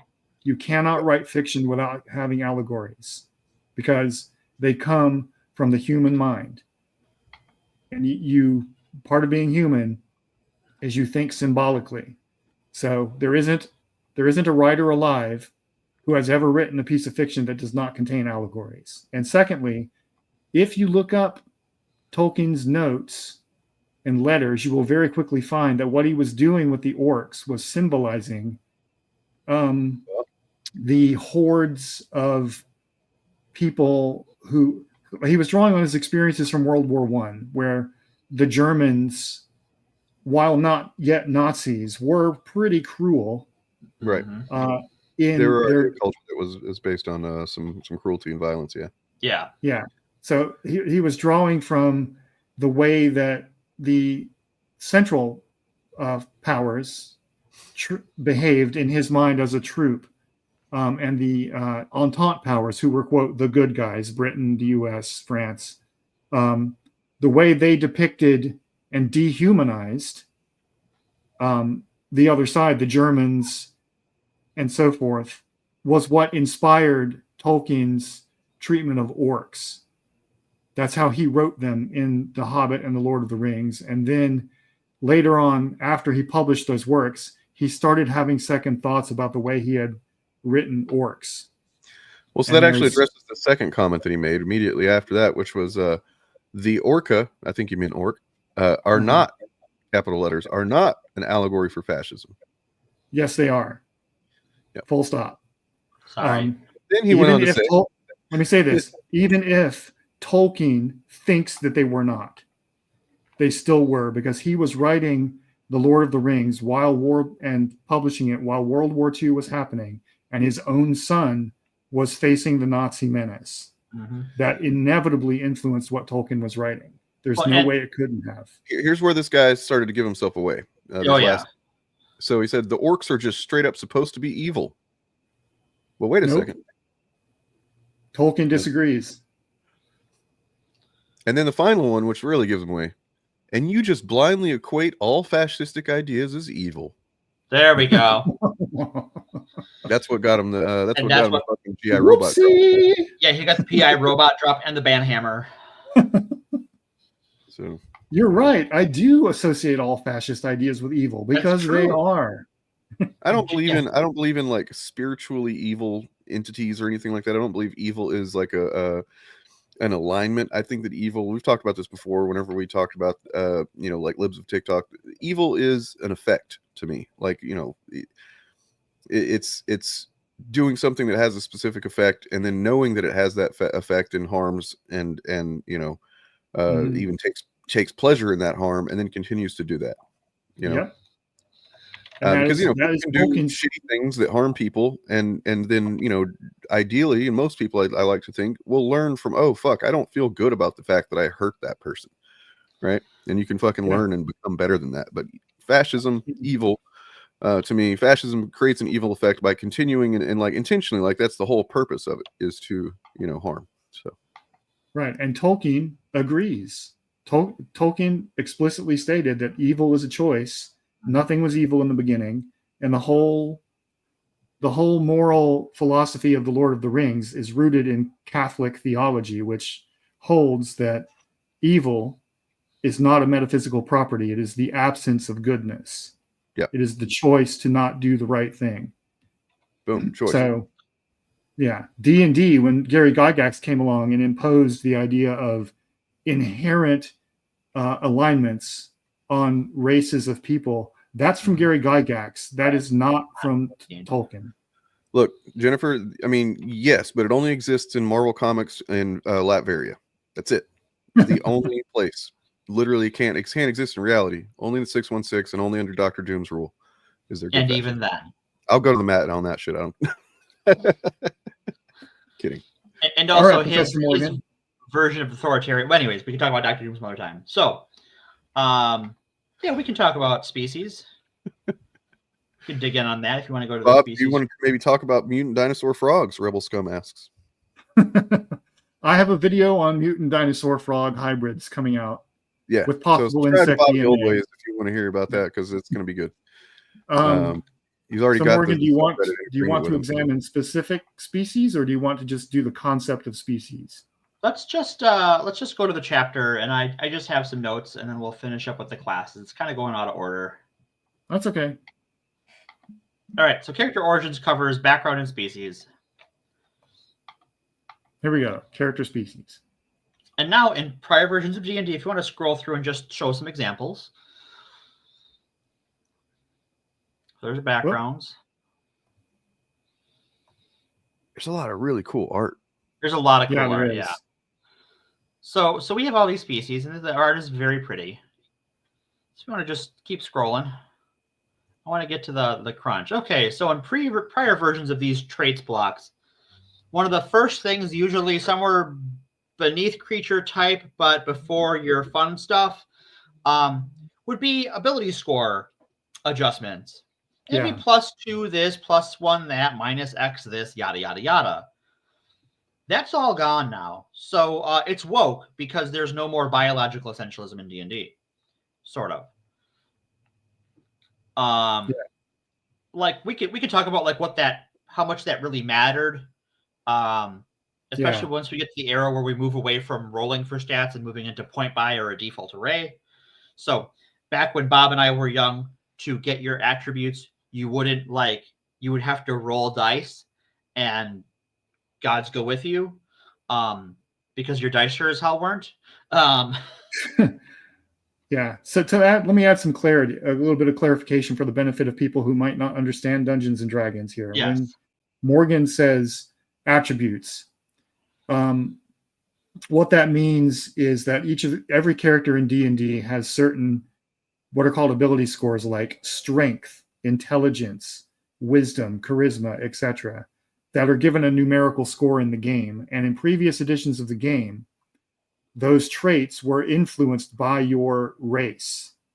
Yes. Or species in the current context. So if you were an orc, that would lower your intelligence score no matter how high you rolled, because orcs are inherently stupid, or for instance. Or if you were, I don't know, an elf, you would get a boost to charisma or intelligence because they're inherently smarter and more beautiful than everyone else. And that adjustment to your character's ability scores has been removed from species/race in previous editions and moved to another component of your character that is not based on your biology. It's based on your background. Yeah. So, backgrounds. Oh, we're going to go to backgrounds? Okay. We'll go backgrounds. We'll go back up to backgrounds.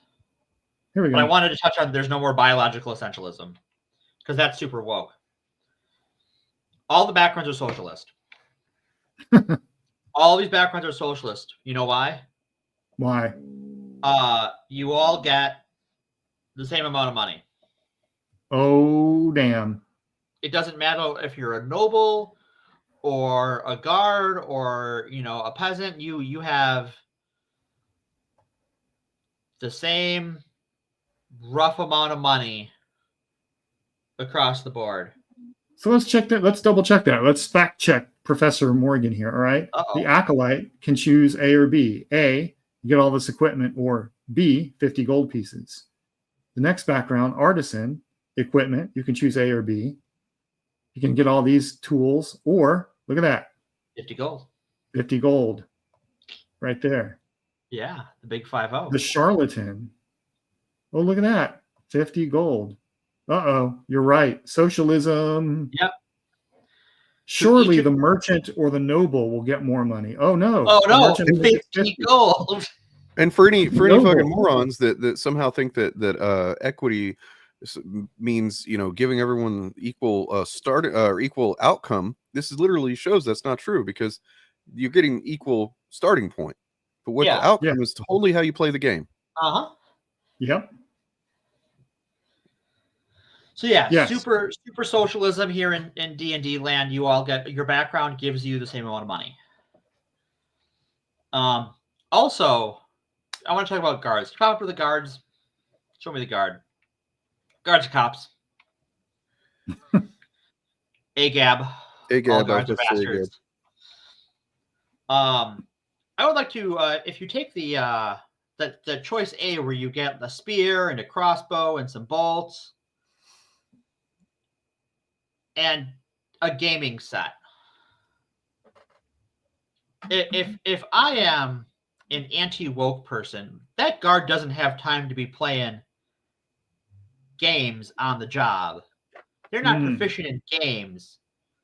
They should be proficient in law enforcement or patrolling or something, not games. So, anti-woke, because the guards are all cops and AGAB, but also woke because all guards are lazy. All guards are lazy. AGAL. Also, for the what the fuck?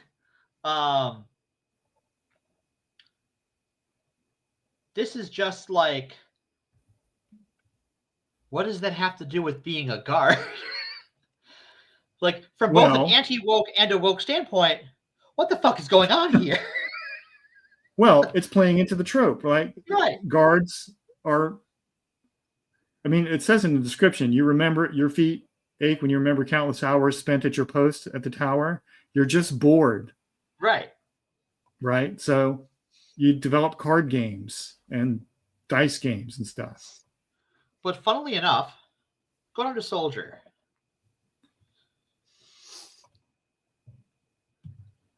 Soldiers don't have a tool proficiency with a shovel.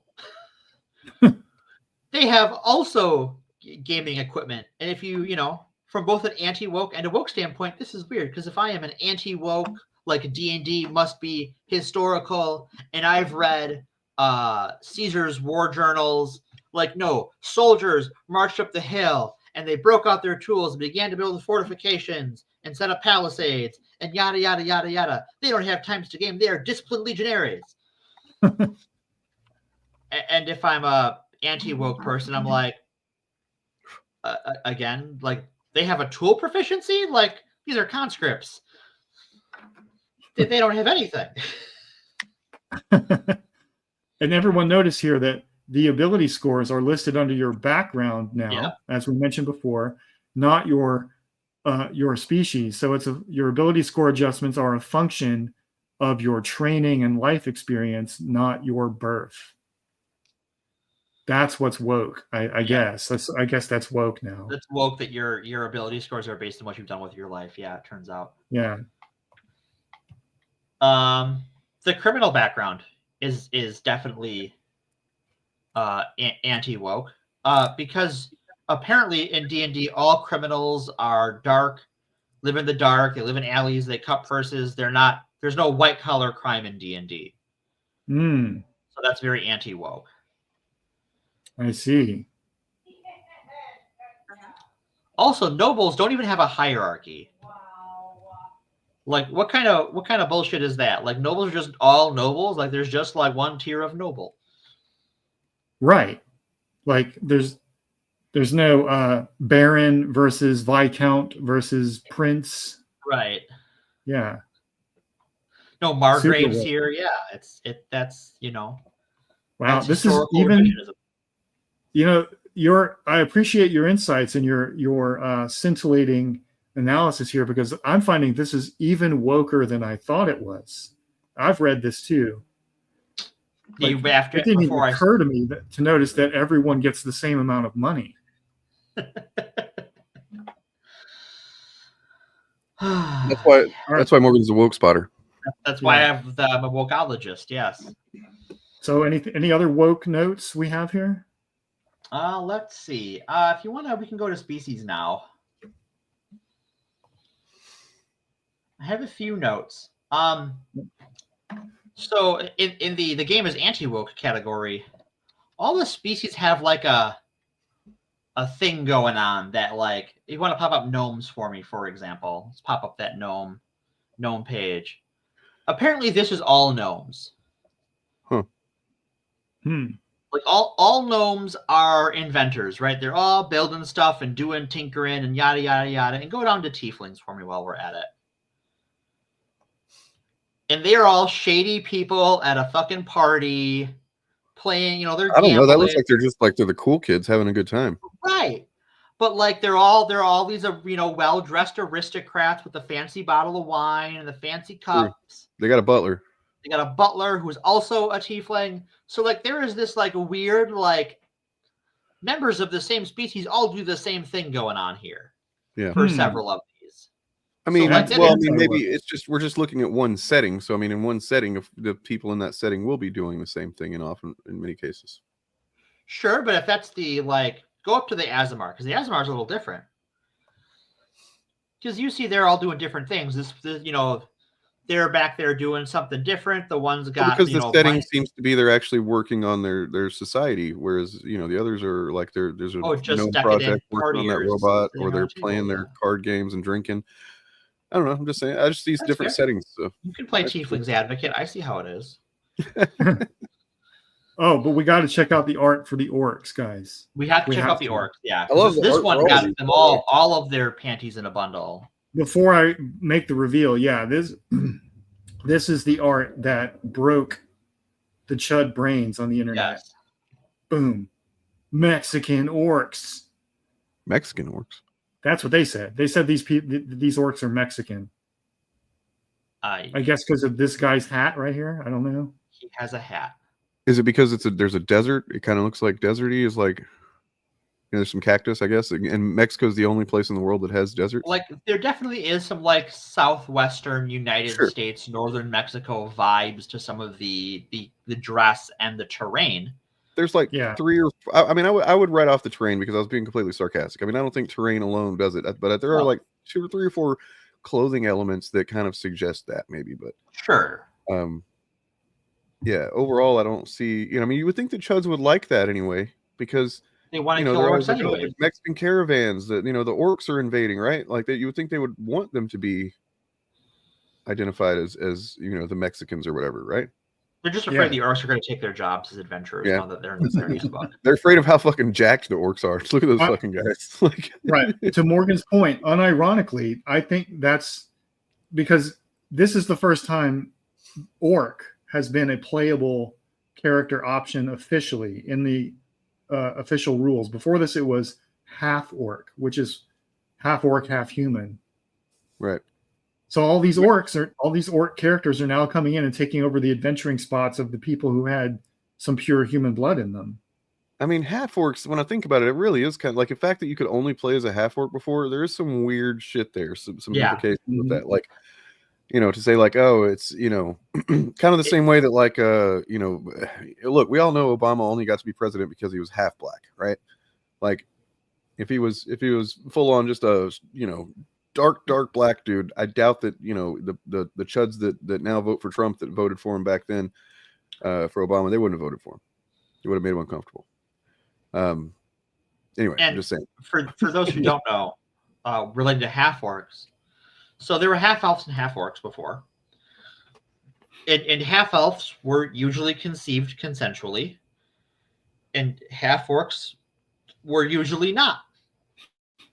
They were often depicted as the children of sexual violence.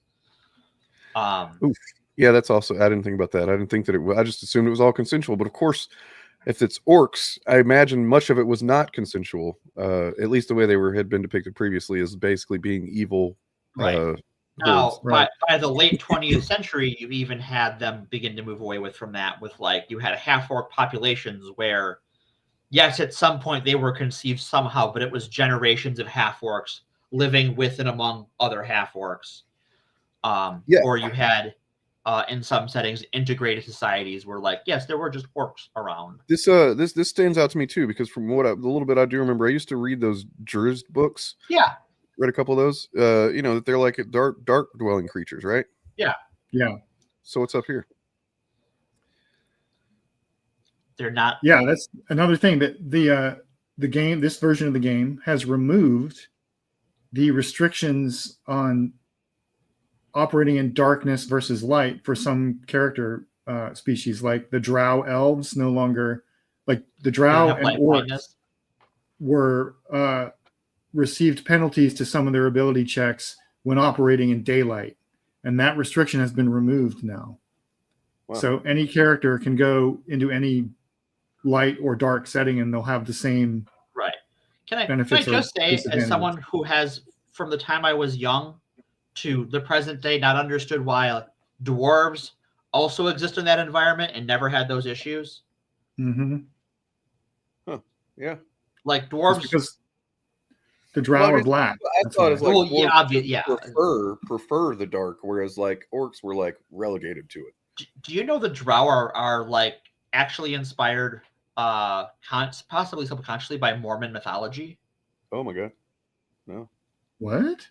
Okay, so in the original drow lore, back in that the Lair of the Spider Queen or whatever, drow were elves who were taken and corrupted and darkened by Lolth, the spider god, right? Yeah. In Mormon mythology, black people were white people who sinned too much and became dark-skinned. Oh, fuck Christ. I knew that. I just didn't put it together. By the way, you're up, Morgan. Here you go. All right. If you want to play a Knoll, play Pathfinder. Get good. Get on There my you go. level. You can play Knolls. You can play Knolls in D&D as well. It's just not part of the core rules. You can get there's a supplement that allows you to do that. And also, Knolls are only fiend in 5e and like the first version of 5e. Before that, they worshipped some nasty deities, but they weren't specifically fiends. They were another type of humanoids. Yeah. Knolls in Mystara, which is a pretty old D&D setting, were an uncommon species that was just present in the setting as a normal people. Yeah, I remember that. Yeah. Yeah. So And like, basically, it is called the Curse of Ham. Jesus. So before we wrap up, we should touch on some classes. Okay. Okay. Well, whenever we're done, I do have a quick class in fucking Burnology by Professor Stan Lee that if you guys didn't watch on Friday, I want to show that again. So do you want me to cover the anti-woke points of classes or the woke points of classes first? Look at that Gandalf looking motherfucker. Let's go in alphabetical order and do anti-woke first. Okay, so barbarians. Barbarians. Boom. So there is sexy barbarians. Yeah, sexy. Oh, before I finish on species, just want to say Goliaths are core now, and that's super neat. I love Goliaths. Legit awesome. Just good job, Watsy. Little tip of the hat from me. While I don't particularly take the issue with the term, there are some people who take issue with barbarian as a class because they find it to be culturally insensitive. To whom? To people who are sensitive to being called barbarians. To non-Romans? To non-Romans, yes. Including those damned Italians who are not Roman. Yeah. I mean, I don't know. Conan? Is he getting upset about it? What's going on?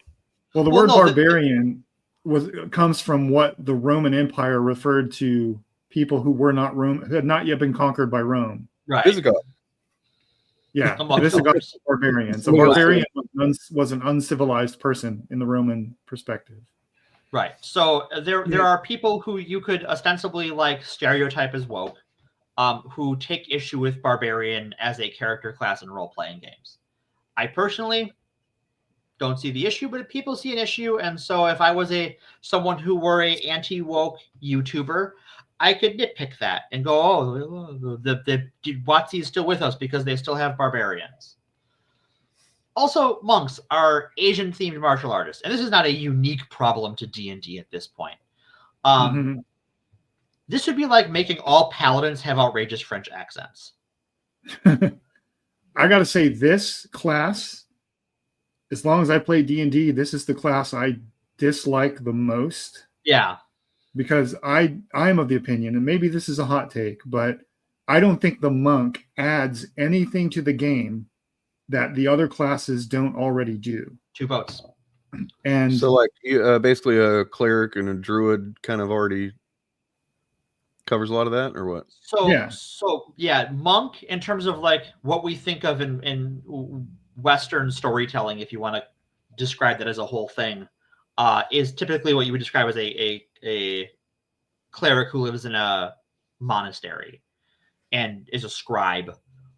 Right. or a scholar of some variety, not a martial artist. So yeah, I think all of the stereotypes we assign to the monk as both the monastery dwelling ascetic or as the martial artist just go into other classes. Like you could have an unarmed fighter be your monk. Right. And I want to point this out here. This has always, as the pedantic martial artist in the group, this has always bothered me. Yeah. Every D&D character is a trained martial artist. Yeah. There is a sentence in D&D combat rules which say your character is proficient with their unarmed strike. And every character class is proficient with a certain number of weapons. Right. Hence, every character is already a martial artist. Your wizard is a martial artist. If you've done any martial arts or self-defense training, you will know that most people are not, in fact, proficient with their unarmed strikes. Right. That takes training. So this is why I don't like the monk class as a concept, because it's fine to have a character that specializes in unarmed combat, but a fighter could do that. And this is an Asian, specifically a Chinese coded class, which is, I know there are some Asian American gamers who were consulted about this update to the rules, which is why they call the monks pool of power focus points now, where they used to call it chi, right? Yep. But this is like, this class originates in the first edition of Advanced Dungeons and Dragons when they released a book called Oriental Adventures.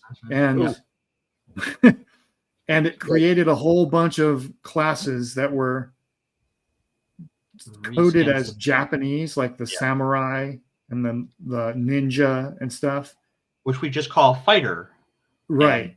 Thief. Yeah, and then created a bunch of. So if your campaign was based on a Chinese culture, it would still have characters who were called samurai. Right. So the people who put that book together did not do their homework or any consulting or anything like that. But this character class has stuck around since then in every iteration of the game because it's super popular. But I've always felt it was out of place because until very recently, D&D defaulted to a medieval European aesthetic where monks were fat, bald guys who hung out in monasteries and transcribed scrolls. They weren't wandering. Yeah. Now, I would totally love to play in a role-playing game that's based on like wuxia, or some I forget what the Japanese Chambara, which is the Japanese movie genre about martial artists. That would be cool, but I think that guy looks cool. I don't know, and it looks cool, but I think it's weird to me that D&D keeps trying to. This class is the one that gets them in the most trouble with, or gets the most controversy for them when they're doing their game. And they insist on every single time. And they seem to have an issue figuring out what the hell they want to do with it too. It's not just that it's this weird series of inherited stereotypes. It's that they do these weird things to make it different from the other martial characters, the other fighting type characters. Mm-hmm. I mean, we literally refer to the non-spell casting characters as martial characters, but they're the only class that has martial arts. Make it make sense. That like they're unarmored. Why? Right. See, if you go over here to the fighter, there's a fighter subclass called the Battle Master, right? Right. And they have maneuvers. They have maneuvers, and these maneuvers are not specific to any weapon, so you can apply almost all of them to an unarmed strike. So why do we need the monk? The monk, the fighter, all of the other martial classes are better at combat than the monk is, and all of the other magical classes are better at magic than the monk is. Mm-hmm. Why do we keep the monk? I don't get it. Why is the monk magical? Yeah. Well, all of the classes are magical to some degree. It is a fantasy game. Right. But I have all of these problems with Pathfinder's monk as well.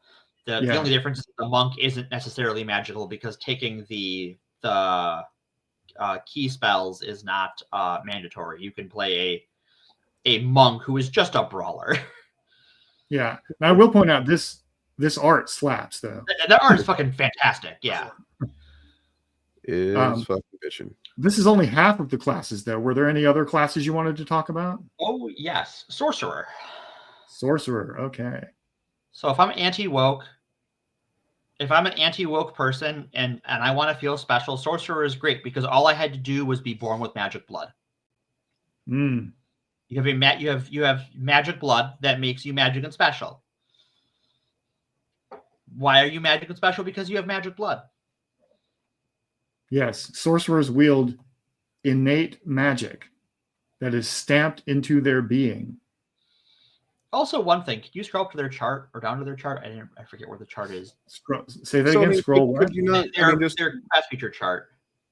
You know, devil's advocate here. Could you not say that that's no different than, like, say, a family that has a lot of, like, just excellent musicians in it? Yeah, totally. Sure. But we're classifying things as woke or anti-woke, and having innate things is anti-woke. Yes. Sure. Okay. Yeah. Could one just nitpick with this class? So it's all about having your innate magic, but you pick the class feature called your bloodline at level 3. Yeah. Oh, okay. Yeah. So like and now it's just called the sorcerer subclass. In this rules update, they removed choosing the sorcerer bloodline. Okay, so you pick your type of okay, all right. That is a fix then. So now to go onto the woke side, we got to go to the bard. Ooh, okay. Yeah, the bard is the wokest class in the game. Bard is the wokest class. You know why? Because it's the gayest class. Not just that. It is very look at this fancy person. Tell me that person is straight. Tell me to my face they're straight. You can't. But do you know what their subclass is called? Bob of the old ways. Bards go to college. Oh my god. That is the Bard College. It has to be the ultimate liberal arts institution. And look at the first one, the College of Dance. Like, come on. They're going to college for dance. This is literally majoring in lesbian dances. Yes. Again, look at and I personally I want to see a bard who just looks like a guy who's working for a living. Yeah, here we see a bard defending their master's thesis through interpretive dance. Right. I want to see the bard who's actually like a college kid where they have there's a term paper due tomorrow and they're super stressed out and they have drank more caffeine than you could think is imaginable. Now here's a very this guy kind of looks fancy, right? This guy is a bit of a fop. A lot of pink going on here. Yeah, I still dig it. If I could pull that look off, I would 100%. Yeah, well, who wouldn't? Anti-woke people. All right, we gotta go to cleric now because cleric is not just woke. Cleric is blasphemous. You know why? Because they worship more than one god. You choose a god. You have a god who gives you powers. And not even necessarily that. Look at the description. Okay, clerics draw power from the realms of the gods and harness it to work miracles, blessed by a deity, a pantheon, or another immortal entity. Oh, so there are pantheons of gods and other immortal entities that can grant powers. This is polytheism. Yeah. That's blasphemy. This class is blasphemous, Bob. Do you know your game has blasphemy in it? And yet, the cleric, along with the paladin, is one of the most medieval Christian coded classes in the entire absolutely. game. They're both Crusader themed as fuck. Yeah. Your cleric wears armor and uses weapons. Yes, as we see up here. Yeah. This motherfucker is not giving the sermon on Sunday and passing around the plate, right? Right.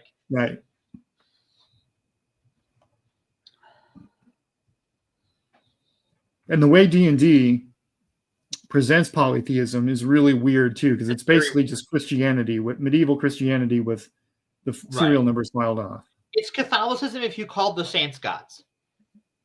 Yeah. Well, not just that, but it's also like the idea of, I mean, I guess this would make sense for a cleric, but the idea is there are many gods, but you devote yourself to one god. Right. That's not how polytheism works in the real world. Yeah. In the real world, polytheistic cultures worship all of the gods, depending on what time of year it is, or what the situation is, etc. Like there are priests who work, who like tend to the temples and shrines of specific deities, but even they are also polytheistic. Yep. And notice how the cleric, the holy person, how almost all of their class abilities are about fighting. Yeah. Like a good crusader would, like their There's divine no strike. tending to your flock. So now it's anti-woke again. Yeah. Improved blessed strikes. Mm-hmm. Yeah. But do you know what's even worse than polytheism? What's that? Polytheism plus environmentalism. Uh-oh. We're talking about the druid, aren't Talking we? about the druid. Look at this hippie motherfucker. Taking care of animals, not hunting and killing them and putting them up on the wall. Literal This is my favorite class. Oh, Druid's fantastic. I love Druid. Yeah. Look, he's doing little light shows for the animals and shit. Yeah. Yeah. I can turn into animals. It's pretty cool. Yeah, Druids are great. I love Druids. And notice how all the animals are smiling. Yeah, they're happy. Except the owl, but I guess owls don't really have face muscles to smile. But yeah, Druid is the owls are wokest. permanently pissed looking. So, Professor Morgan, tell us what's wrong with the druid. Well, it has all the problems of cleric with the polytheism. Uh-huh. And it's about protecting the environment, right? You are a guardian of nature. You protect the forces of nature from the influence of people like big industry. Suspicious that there is industry at all. Look at this. Look at this hippie. Look at this fucking hippie. Oh, shit. Again, I would wear that outfit 100%. I would wear that. Give me one of those. Well, let's look at the subclasses here, okay? The Circle of the Land. What is this person doing? She's like a high-class druid. It's like an autumn theme. I love autumn themes on fantasy characters. I have a Wood Elf army for Warhammer Fantasy that is autumn themed. I love it. It pops so well. Shit. Then you have Circle of the Moon, where you turn into Circle animals. of the Moon. So you're into bestiality, I guess. See Baldur's Gate 3 in our episode on that for more details. Right. Here's the one. The Circle of the Moon is the one that focuses on shape changing. Like all druids can shapeshift into animals, but this one turns it up to 11. Yep. And we all know being fluid in your presentation, that's super woke. Yeah. Right. Well, that definitely makes it's confusing to people. They're like, I don't get it. You don't have to, buddy. You don't have to. Right. This one, oddly, I think this one is furry coded personally. Oh, absolutely. Yeah, it is the most furry druid. But they don't turn into furries; they just turn into actual animals. Right. Their fursuit is. They're what furries wish they were. My spouse in one of our Pathfinder games played a puppet, which is a literal like a toy come to life. They play a stuffed dragon druid. That's a Wild Order druid, which is the Pathfinder version of Circle of the Moon, and their animal forms are stuffed animals. Oh wow, that's cool. All right. Did we have anything else for this evening? Well, paladins are all supposed to be good and empathetic, and we know empathy is woke. Right. It's a sin, in fact. It's a sin. So paladins are just like pure evil, right? Pure evil. And not only that, there is a order of paladins whose oath is to take vengeance on evildoers. These are your Antifa super soldiers. Fuck yeah. And Black Bloc, no less. Like his face is obscured, his clothes are all black. Wow. He's about to fuck up that Nazi bar. And look at this. We even have a hippie paladin. We do have the hippie paladin.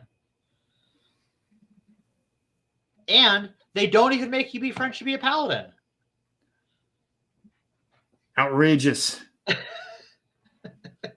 Merde. Impossible. I think that covers it for our coverage of D&D's wokeness for today. Okay. So what do you think, folks? Woke or not woke? Vote in chat now. Oops. Yeah. Let me. You know what? I can actually do a vote if I go over to the actual YouTube thing.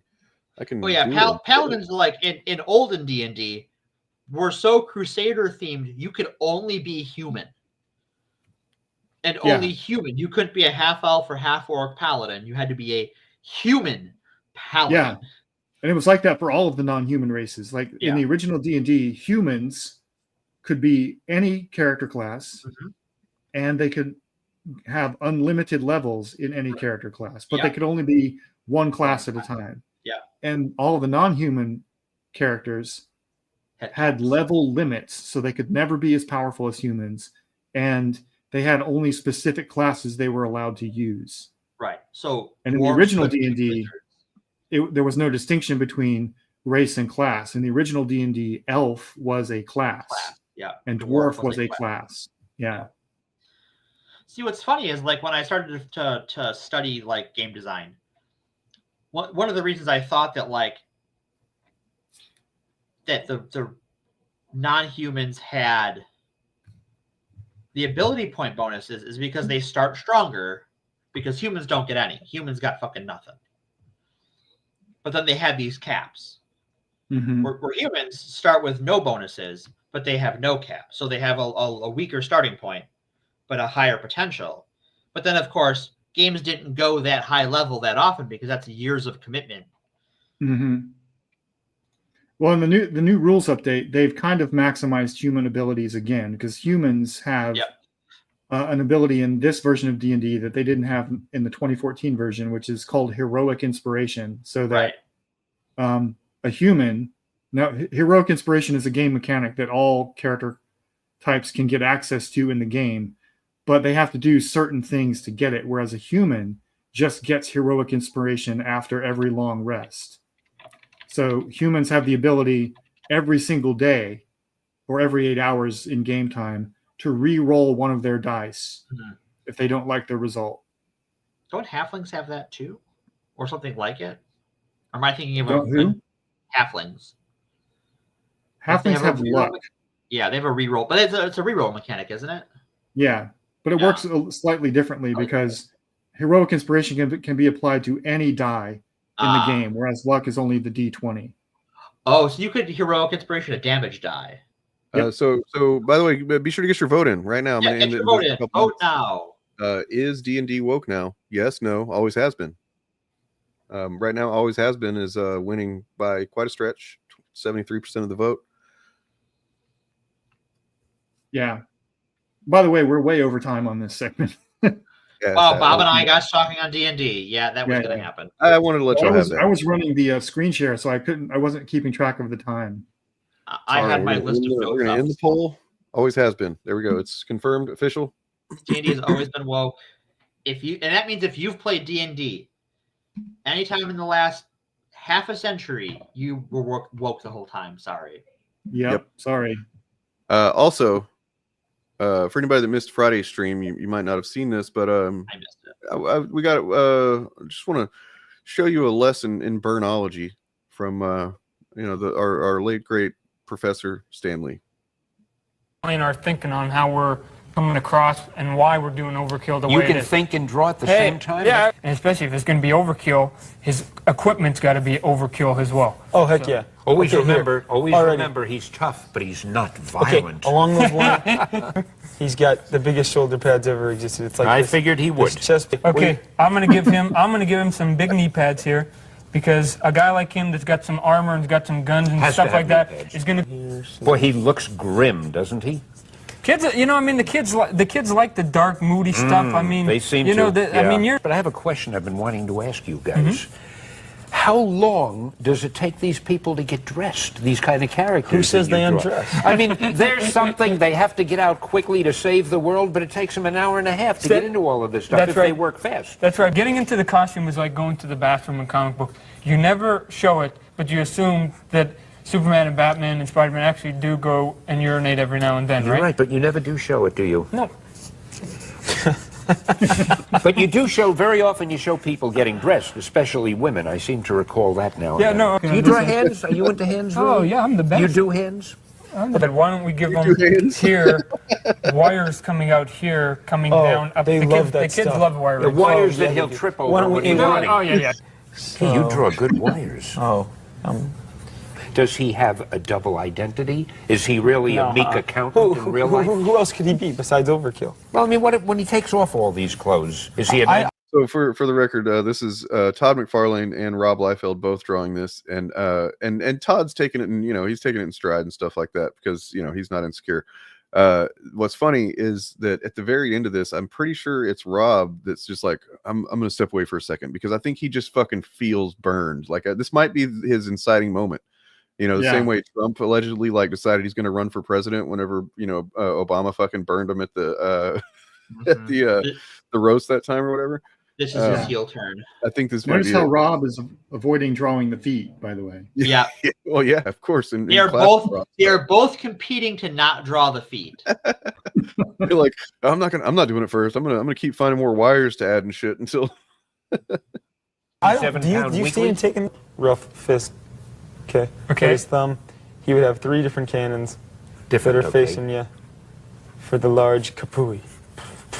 So right here, they could be like missile launchers or whatever, but he's gonna have those right over here. What makes you make those value judgments? Why only 3? He's got 4 knuckles. Because the reader's crazy. Why does he have more on that side than that side? No. For the sake of our unseen viewers, is this really the type of thought process that you guys go through when you create characters? Except for we have more than 20 minutes. This is probably longer than you usually take. Well, I think I've got to say seriously, which isn't easy for me to do, but I think it's very impressive that in a matter of 20 minutes you guys could come up with something like this. I mean, bad as it is, it's still impressive that you were able to do it this quickly.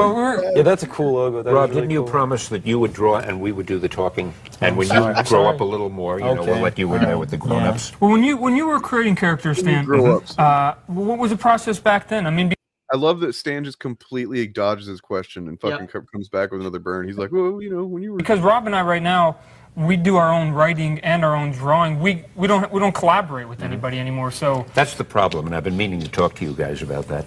Boy, he is one grim-looking guy. There's no way this man can move.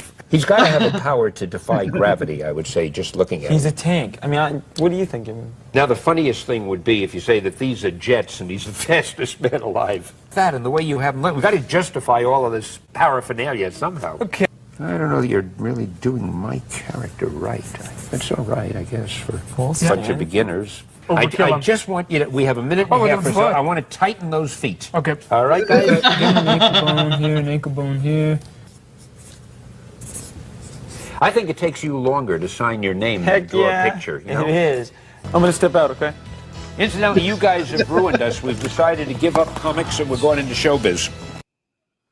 Fucking Rob, I'm gonna step out, okay? He is fuming. He's so hurt. Stan made him draw feet. What a champ. That's another reason why Stan was the man right there. He just completely mercilessly fucking melted him. By the way, I got that download from H Bomber Guy's channel. Oh, nice. He just also Stan roasts them in the nicest way possible. Where you can't even clap back at him. Yeah, I mean, he's Stan Lee. He's just goofing off. You know how Stan is, Stan. But Rob knew. Rob could feel it. He's like, man, I think he means this. I think he doesn't like me. That's the secret, Rob. That's legitimately one of my favorite videos on YouTube. It's great. It's a classic. All right. But I had another one to go out on. We got another one. Unless we had something else. No, that is it. We had the bad news and we had the fantasy world. Oh God, there's a movie trailer called The 6th of January. I'm gonna have to check that out. I don't know. I guess. Oh, didn't somebody in chat mention the new Thunderbolts trailer from the Super Bowl? That's true. Let's check it out on that. Let me go ahead and pull that bad boy up here. Looks like we got Elaine Bennett from Seinfeld. Okay, but how much cooler would the MCU be if she was actually just playing Elaine Bennett? And she started doing the little kicks. Yeah. You know? All right, this is going to be the Tipper Gore experience, everyone. Facts. The Avengers are not coming. Who will keep the American people safe? Well, was that somebody in the shadows, like making people disappear, just like vanish into shadows? Was that the Void? I think that's the Void. There's some big threat out there, and you are gonna help me stop it. Wait, us? Yeah, you. Why, you got someplace to be? I love that guy. So none of us comply? So what, do we all just punch and shoot? I can't think of a worse group of people trying to work together. Stop! Get off the page! John, stop! Where are you? Everyone here has done bad things. You can't escape their past. Hey, it's like your mind is somewhere else. So you can do something about it now? Bucky washing his shit in the dishwasher is pretty great. I do want to say that if it does turn out that it's the Void, and that the Sentry is actually like, are they legitimately just doing this plot of 2016 Suicide Squad? Kinda, yeah. Where one of the members of the team is actually the villain because they're controlled by a dark entity or something like that. Well, I think with the Void and the Sentry, like, especially depending on what Void and Sentry story you're telling, like, unlike that, the Void and this Sentry are at cross purposes. They are working against each other, even though they are inhabiting the same body. Yeah. I don't think that was quite the same as Suicide Squad. Yeah. We'll live with it forever. This could get messy. No shit. You thought you were gonna be... Oh, we got a shit in the trailer. Ooh. Oh, I think it might be a first for an MCU movie. Some great saviors. You can't even save yourself. That definitely does seem like that must be the Void. It seems like the Sentry, but like black colored, not like black person. Right. We can't do this. No one here is a hero. Lena, when I look at you, I don't see your mistakes. That's why we need each other. Okay, that was really good. We are the Thunderbolts! Can't call ourselves that. God, thank you. This has makings of team that can raise to glory. Man, fucking Bucky's so cool, dude. Oh, I love Bucky. Yeah. I mean, a lot of it that Sebastian Stan is cool. It's true. just he has a cool look, you know. Why they didn't like from dump money on his doorstep to get him to play Luke Skywalker in post Return of the Jedi stuff, I have no idea. I was watching some clips from the Apprentice movie, and like, man, you know, it's like it probably is fine. It's probably, you know, does the job of explaining how Trump became such a piece of shit by, you know, buddying up to what's his name. But it's just hard to dislike him whenever he's Sebastian Stan. Yeah, and I'm like, no, you should have got. I mean, he's doing a pretty decent job. He's not doing like an impression of Trump or anything, but he's doing a Trump. Right. Kind He's of playing thing. the character of Trump. But it's still like you're too handsome to be Trump, man. Trump was never that fucking good looking. Come on. Bring light from the darkness.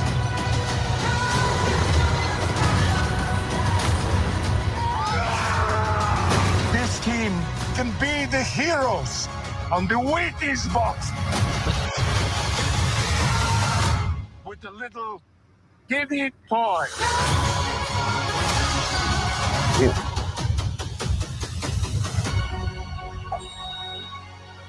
Alexi, have you slept? I'll sleep when I'm dead. Well, I'd like not to die today, so maybe somebody else should be driving. All right. Marginally Okay. more excited. Especially after the hype of the Fantastic Four trailer, this does get me. I'm like, okay. At the same time, I kind of feel like we see the whole movie in that trailer. Yeah, me too. I am glad they called out that all of them, all they do is punch and shoot. Right. Yeah. Except Ghost. Ghost has like an actual superpower, but yeah. So I'm glad they make that an element in the film that everyone is noticing. Because if they're going up against who we think they're going up against, they're going to need more than that. Right. I just really hope that there's some surprises in the movie, because otherwise I feel like we've already seen what's going to happen. So, especially because you basically have 3 Captain Americas. Like, you have U.S. Agent, who is a knockoff Captain America. You have Bucky, who is Captain America's sidekick. And then you have Red Guardian, who is Soviet Captain America. Yeah. Although, their powers are essentially kind of the same, but I mean, like, their personalities are different. Their personalities are very different, but like 2 of them even use a shield. You can kind of say that, like, you could probably kind of feel like John Walker is basically where Bucky was at the start of Falcon and the Winter Soldier. Sure. Yeah. Or maybe more like in Civil War, where Bucky was then. With this team, I expect some top-notch fight choreography in this. Yeah. With what these characters are supposed to be capable of. I want to see them like some Captain America level fight choreography in this thing. One thing that I am excited about after that trailer, though, is just some fucking like some good martial arts and just hand-to-hand combat, and like some cool fights, some cool down-to-earth ish. There's obviously like some buildings coming down and shit, but like stuff like that, instead of just like I enjoyed the Marvels, but I mean, I'll admit that it was kind of like, okay, blasty blast, and invincible people getting thrown all over the place and stuff. Yeah, this is going to be a little more of a messy movie. I think the plot, I'm almost not worried about the plot. I think that whether this movie is good or bad is going to come down to the strength of the characters and the strength of the choreography. True. I think the plot is, especially if the villain is who we think it is, beyond the scope of these people's power in some sort of like quote unquote believable way. And I think we see a lot of what's going on in the movie in the trailer. So to make the movie work, you need more than what we see in the trailer. I think if the villain is who we think it is, they're not the real villain. They're being manipulated by the real villain who can. Well, I mean, but if because we already know that Robert Reynolds is in it. They showed him in a previous trailer. They might be regretting that at this point. I don't know. Because didn't show him in this one. It's not close up. So like, we know the Sentry's in it. So, and it does look like, I mean, that seemed pretty clear to me that that's the same guy in a Superman type outfit that was all dark and stuff. Right. But what I'm saying is that I think there might be a person pulling his strings. Oh yeah. Well, I mean, if it's comic accurate, then it's him pulling his own strings. It's that he's an unstable guy who is part of his having the power that he has is that he has this evil half of him that comes out. Yes, I know that, but what I mean is that somebody else, a third party, I think, is probably manipulating that aspect of him for some other purpose, and this team will have to take them out in order to stop him. Yeah. I mean, even if we don't get Citizen V, just having Zemo in it would pay proper respect to the original team, right. I think. That Zemo's not in this is the one thing that I'm just like, guys, like, especially with how like popular Zemo was in Falcon and Winter Soldier, it was kind of a no-brainer to have him in this, and that we haven't seen him. I mean, if he's in it, good job, guys. But because Baron Zemo is core to the original Thunderbolt story. If he's in it, we need to see him dancing again. You remember the dance, the Zemo dance? I remember the dance. That's about as well as I dance. So my wiggling is not. I mean, honestly, I really like the MCU Zemo's backstory. I like that he's not affiliated with anything. He's just a pissed off fucking guy. Dude, and he was not Hydra. He was Sokovian, but he was basically a death squad. So essentially, not much different than Hydra. He was a bad guy previously. I also think we have had a lot of Hydra associated villains. I think. Yeah, we have. So much of the first and second phase was like Hydra adjacent, especially if you were watching Agents of S.H.I.E.L.D., where like the 3 middle seasons of that are all Hydra. It's like Well, I mean, depending on how well he does, how popular his stuff is in this Cat movie, I would be willing to bet that they'd put him in a sequel to Thunderbolts. Yeah. Yeah. Especially because he has led the Thunderbolts. Right. I did appreciate with the MCU Zemo, how his backstory is both anti-Shield and anti-Hydra, and he's from an Eastern European country, so it kind of highlights the fact that that region of the world was caught between dueling imperialisms of the Soviet Union and the U.S. And Gary Shandling was Hydra. What was his name? Glasses guy, I forget his name. He was also Hydra. Anyway, well, they literally said Death Squad, Sokovian Death Squad in Civil War. So, like, whatever that means. I mean, he was part of something pretty nasty. Seems like people going around killing people, like a Black Ops type thing or whatever. But yeah, he was obviously a morally compromised person before he entered the MCU as a character. He knew how to do pretty nasty shit. Bad or something. Well, and also he has this sort of compartmentalization that is broken, and it's sort of core to his character in Civil War, where he is a bad guy. He has done some questionable at best things. Mm-hmm. But what is motivating him is his family, who he has genuine familial love for. Yeah, which is why that moment when fucking T'Challa stops him from killing himself is pretty goddamn powerful. It's one of the best parts of the movie. The movie was losing me until that point, because like everything from the big, like starting with the big superhero fight in the airport, starts to lose me in that movie, and then like all of the unforced like weird errors with like, oh well, we know Bucky's been brain controlled, but I want to kill Bucky because he killed my parents, even though I know he was brain controlled. It's just like this is I awkward.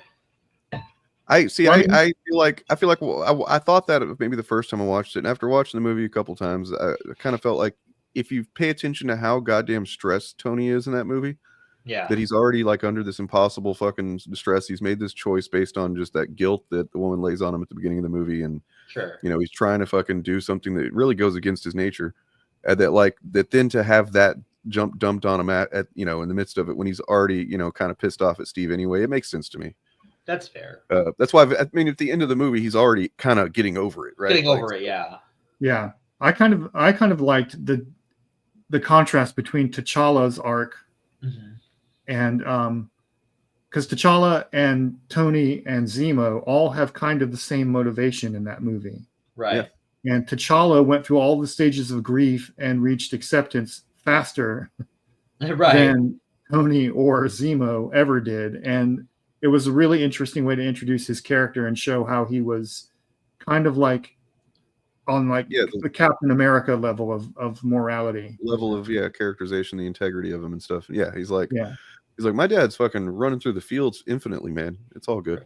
Yeah, because he started out basically wanting to straight up murder Bucky, who he thought the person responsible for his father's death. That's right. Whoever that turned out to be, and at the end, he's like, "Oh, I'm going to save the guy that killed my dad because revenge is like the path to darkness," or whatever his motivation was. Yeah, it wasn't going to be fulfilling. He had that realization, like killing this guy, especially because he had already gotten over the trauma of like, well, Bucky didn't do this. Like, I have spent this whole movie hating someone who was the wrong guy. I mean, there's definitely stuff with his with the Zemo's plan that's like, what the fuck? Like literally Bucky should be the most guarded person in the fucking world at that moment, and they have him on lockdown and stuff, but then like this dude is able to just replace the psychologist or whatever, and like and that was the exact psychologist they were going to call in, right? Who wasn't already on staff there because he's staying at a hotel, and they know he's staying at a hotel, and there's some wonky stuff going on. It's not quite as bad as Joker's playing in The Dark Knight, but it's up there. Where like Joker's literally just like, hey, all this crazy shit worked out in my favor. It's awesome. Yeah, the plot of Civil War is just, that guy, and I'm fucking king. Yeah, the plot of Civil War is just a contrivance to deliver us a fight scene between Iron Man and Captain America, right? And Spider-Man and Ant-Man. Yeah, which it's worth it. Yeah, don't think about it too hard. Anyway, it's a good fight, but that's where like that fight ends, and like the movie is just like, okay, now what? Yeah. So I hate to do this, but I do have a chud that we're going to watch on the way out the door. Okay. I actually am going to suggest that you subscribe to this chud. Yeah, weird, but be sure to subscribe to Bob of the Old Ways, actually, and yeah, and I will see you guys. You know what? I'll see you guys. Tomorrow, because I'm. By the way, I'm gonna be streaming every weekday now. I'm gonna be streaming, maybe like an hour and a half around noontime or so, just kind of see what's going on in the news. Not going to be anything too involved, and that will include. That will not include Wednesdays, which will be the Shillcast. But other than that, it'll be solo streams throughout the week. We've also got a big potential surprise for tomorrow. I'm not going to talk about the details yet, but I got a meeting tomorrow, and we'll see how it goes, and I'll maybe have something to announce. So, Eagles won. Ooh. I don't care. Look, this is the only bowl I care about right here. Let me find it.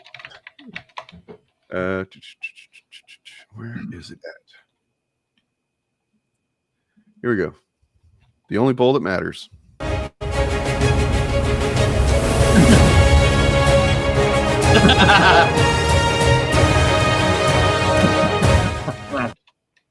Did the Eagles? What did they win for? Was it because of Hotel California, such a great song, or? Oh God, they played that again. Are we talking about a different Eagles? I don't know. Look, I'm like the dude, man. I can't stand the fucking Eagles. All right. All right, we're out of here. Peace. Following this woke Jurassic Park situation for quite a while now, and I always keep it real, we may have yet another woke disaster on our hands, ladies and gentlemen, after Kathleen Kennedy and Steven Spielberg utterly destroyed the lore in the first film. I just have zero confidence that any new Jurassic movies are going to be anything other than a woke disaster. We had the DEI Sweet Baby Inc. writing team completely changing the plot and the lore of the original book, killing off white male characters who never died in the original story in humiliating ways. Like, look at this.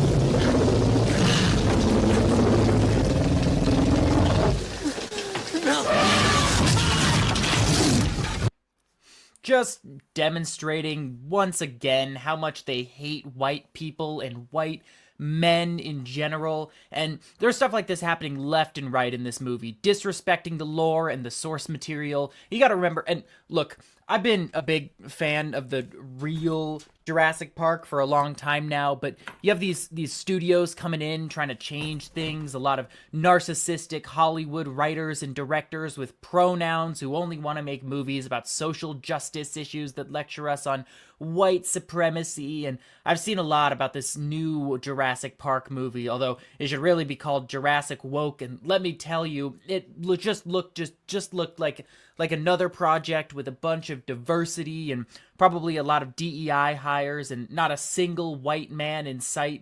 Although on second thought, please don't look that up. So if you're tired of all of that and you were dumb enough to find this kind of content fulfilling, please remember to like and subscribe and give us money on Patreon so we can keep feeding this complete bullshit nonsense down your gullet.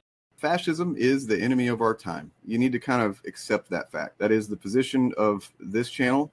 And I think anybody who's been paying attention, who knows what they're paying attention to and is able to analyze it well. We didn't ask for it. It's not fair. It's what we're born into. That's the reality in which we exist. I think there's a really good quote that Gandalf tells Frodo about that. I wish the ring had never come to me. I wish none of this had happened. So do all who live to see such times. But that is not for them to decide. All we have to decide is what to do with the time that is given to us. The question becomes, are we going to do nothing about it? Or are we going to do something about it? And no one person can do anything about it in general, but everybody, as many people as possible who care, who are able to speak out regularly, factually, loudly, that's what we need.